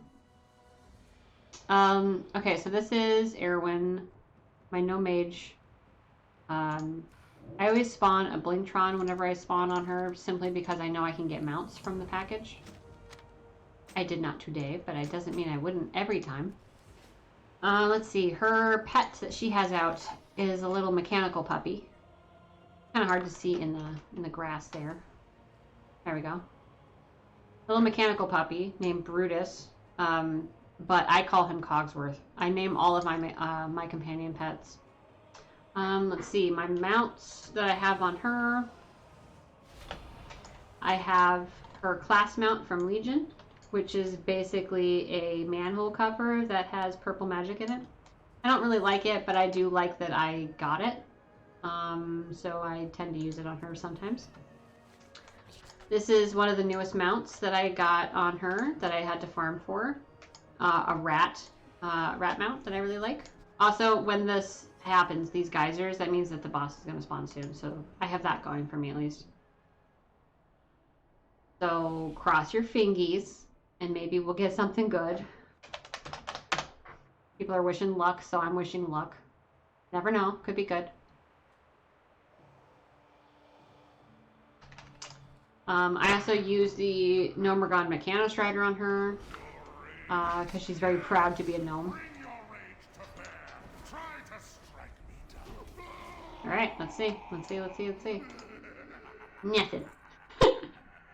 No surprise there. If you just assume that you'll never get it, when you do, you'll be pleasantly surprised. And until then, you won't be disappointed.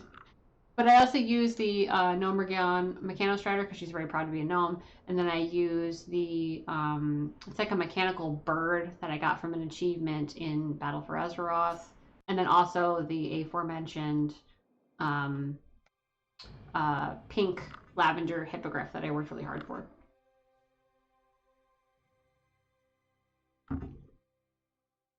Evan is next.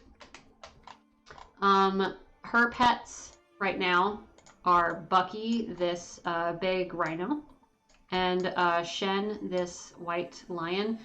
Shen is her oldest pet. When I found out that there was a horde spawn in the Barrens of this white lion, I knew I needed to have it on her. I like to have like pale colored pets, even though she's a very dark colored purple character. I don't know why. I just really, really wanted this white lion, so I ran, much like Rainweaver did, where she corpse ran to an alliance area. Evan, at a very, very low level, corpse ran to a horde area, specifically so I could get this white lion, and I've kept it ever since. And then her pet, her companion pet, is this little snow cub that I named Ness, which is Shen backwards. So in my head, that's like Shen's baby. Not that Shen's a girl, Shen's a boy. But it's like, I have a different pet on her where it's like Shen's partner, and together they had Ness. So, let's see, her ground mount is this Elec from Draenor. I think it matches her colors pretty well. And her flying mount is the Cenarian War Hippogriff from Rep in Outland. And then going back 2 mounts, trying to scroll back down to wherever I was. Also, she has access to these class mounts that no one else has access to unless they're also a hunter. So she has access to 3 mounts that nobody else does, which are the 3 class mount colorizations from Legion. So there's like a blue, black one, a green one, and then like a red toned one. Did you want to sit, honey? You can come sit. My cat is meowing at me. She wants to sit in my lap. And she will keep meowing at me until I give her what she wants. So I just, give her what she wants. And then she'll just chill. I don't know if you can see her head.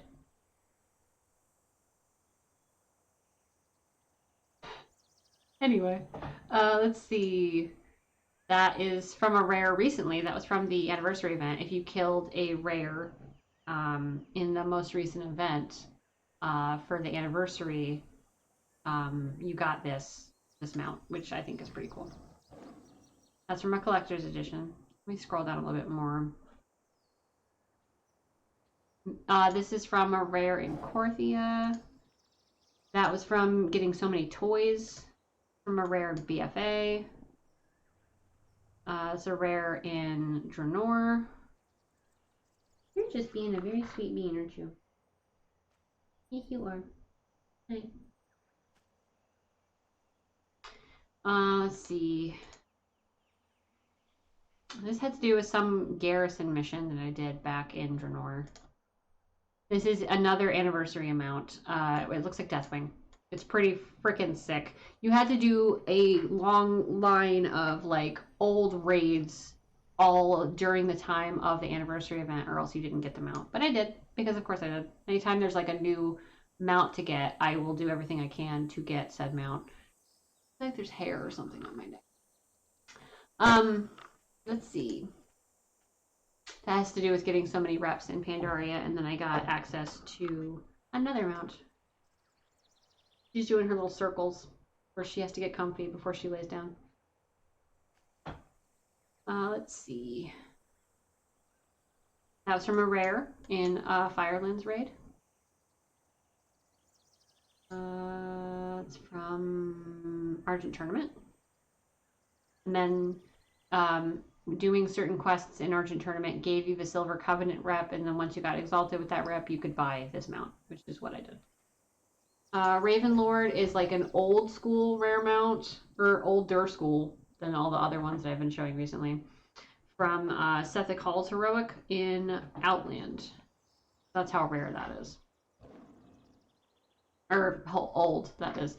It was kind of rare. It took me a bit, because at the time you could only do Heroic Sethic Halls on a druid, because you had to like summon the Ravenlord with a druid somehow for some reason. I don't remember, but it was complicated and annoying, and now you can just run Sethic Halls Heroic whenever you want.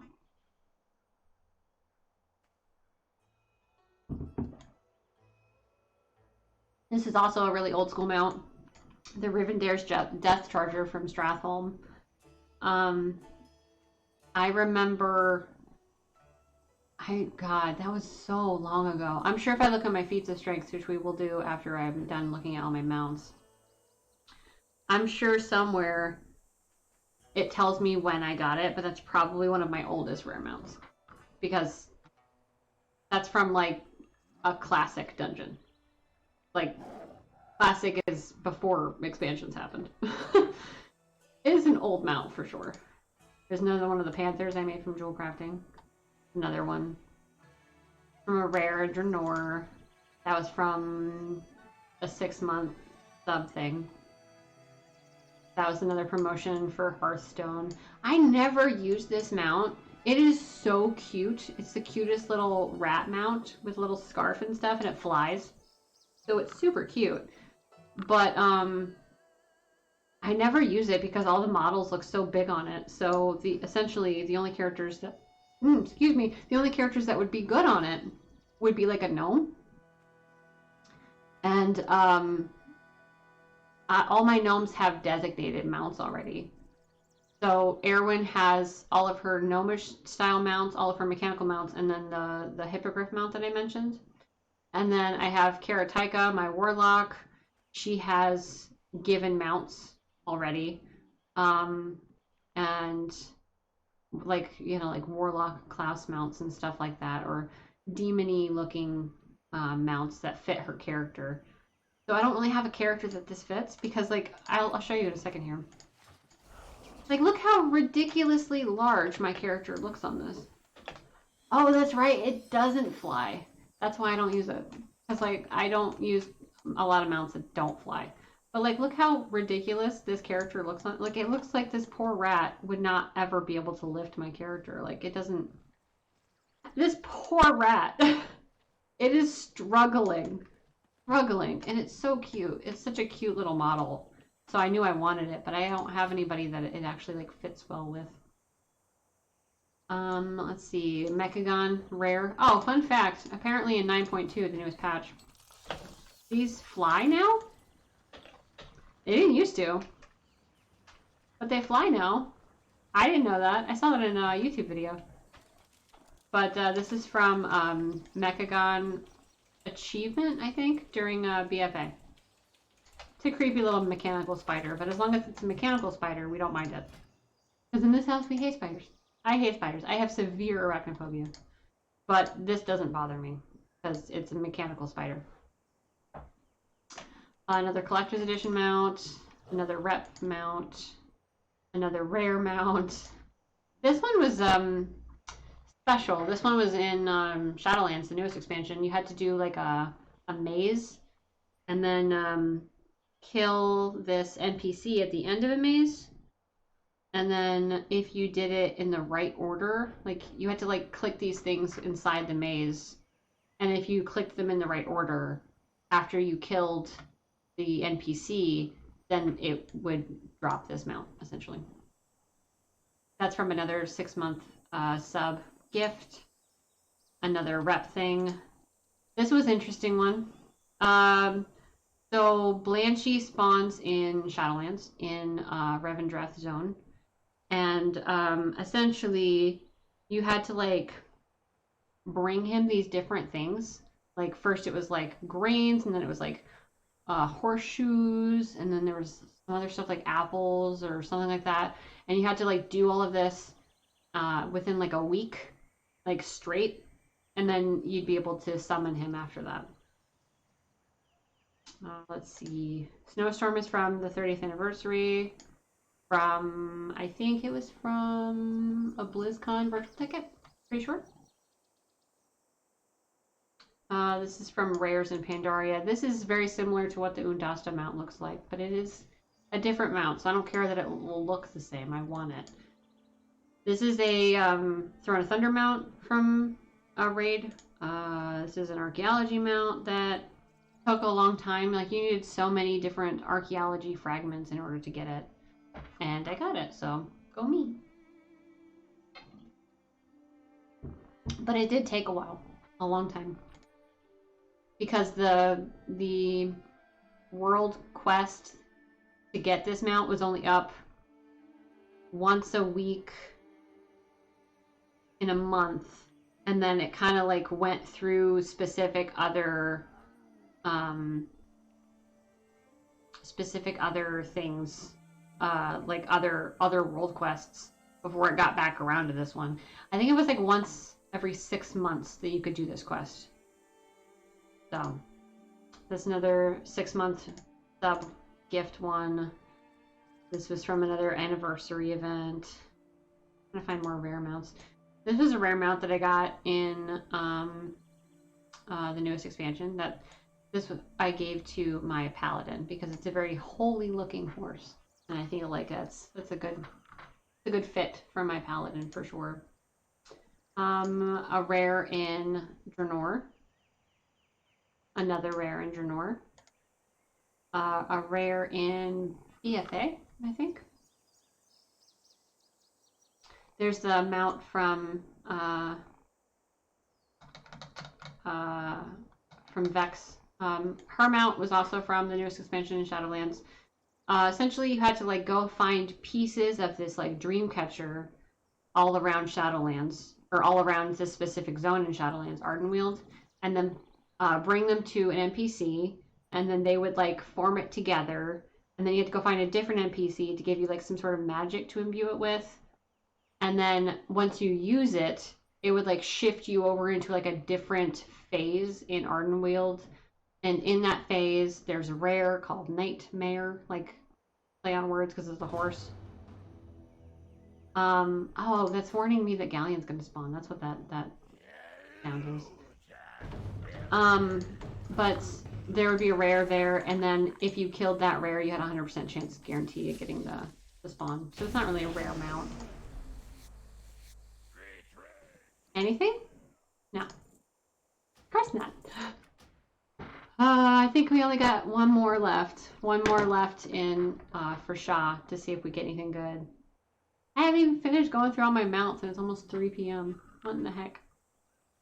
But basically, I'm gonna get on the next person to go for Shah, and that'll be the last thing that I farm on stream for this week anyway. I am going to be getting off at 3 p.m. Eastern. But if you want to hang out again, I would recommend that you come by. Ooh, it's gonna spawn like right now. I would recommend that you come by next week, Tuesday, same time. I will always post beforehand on my Twitter to mention what I'm playing and when, but essentially 11 a.m. Eastern time is when you'll want to come and hang out. I usually will play Stardew beforehand.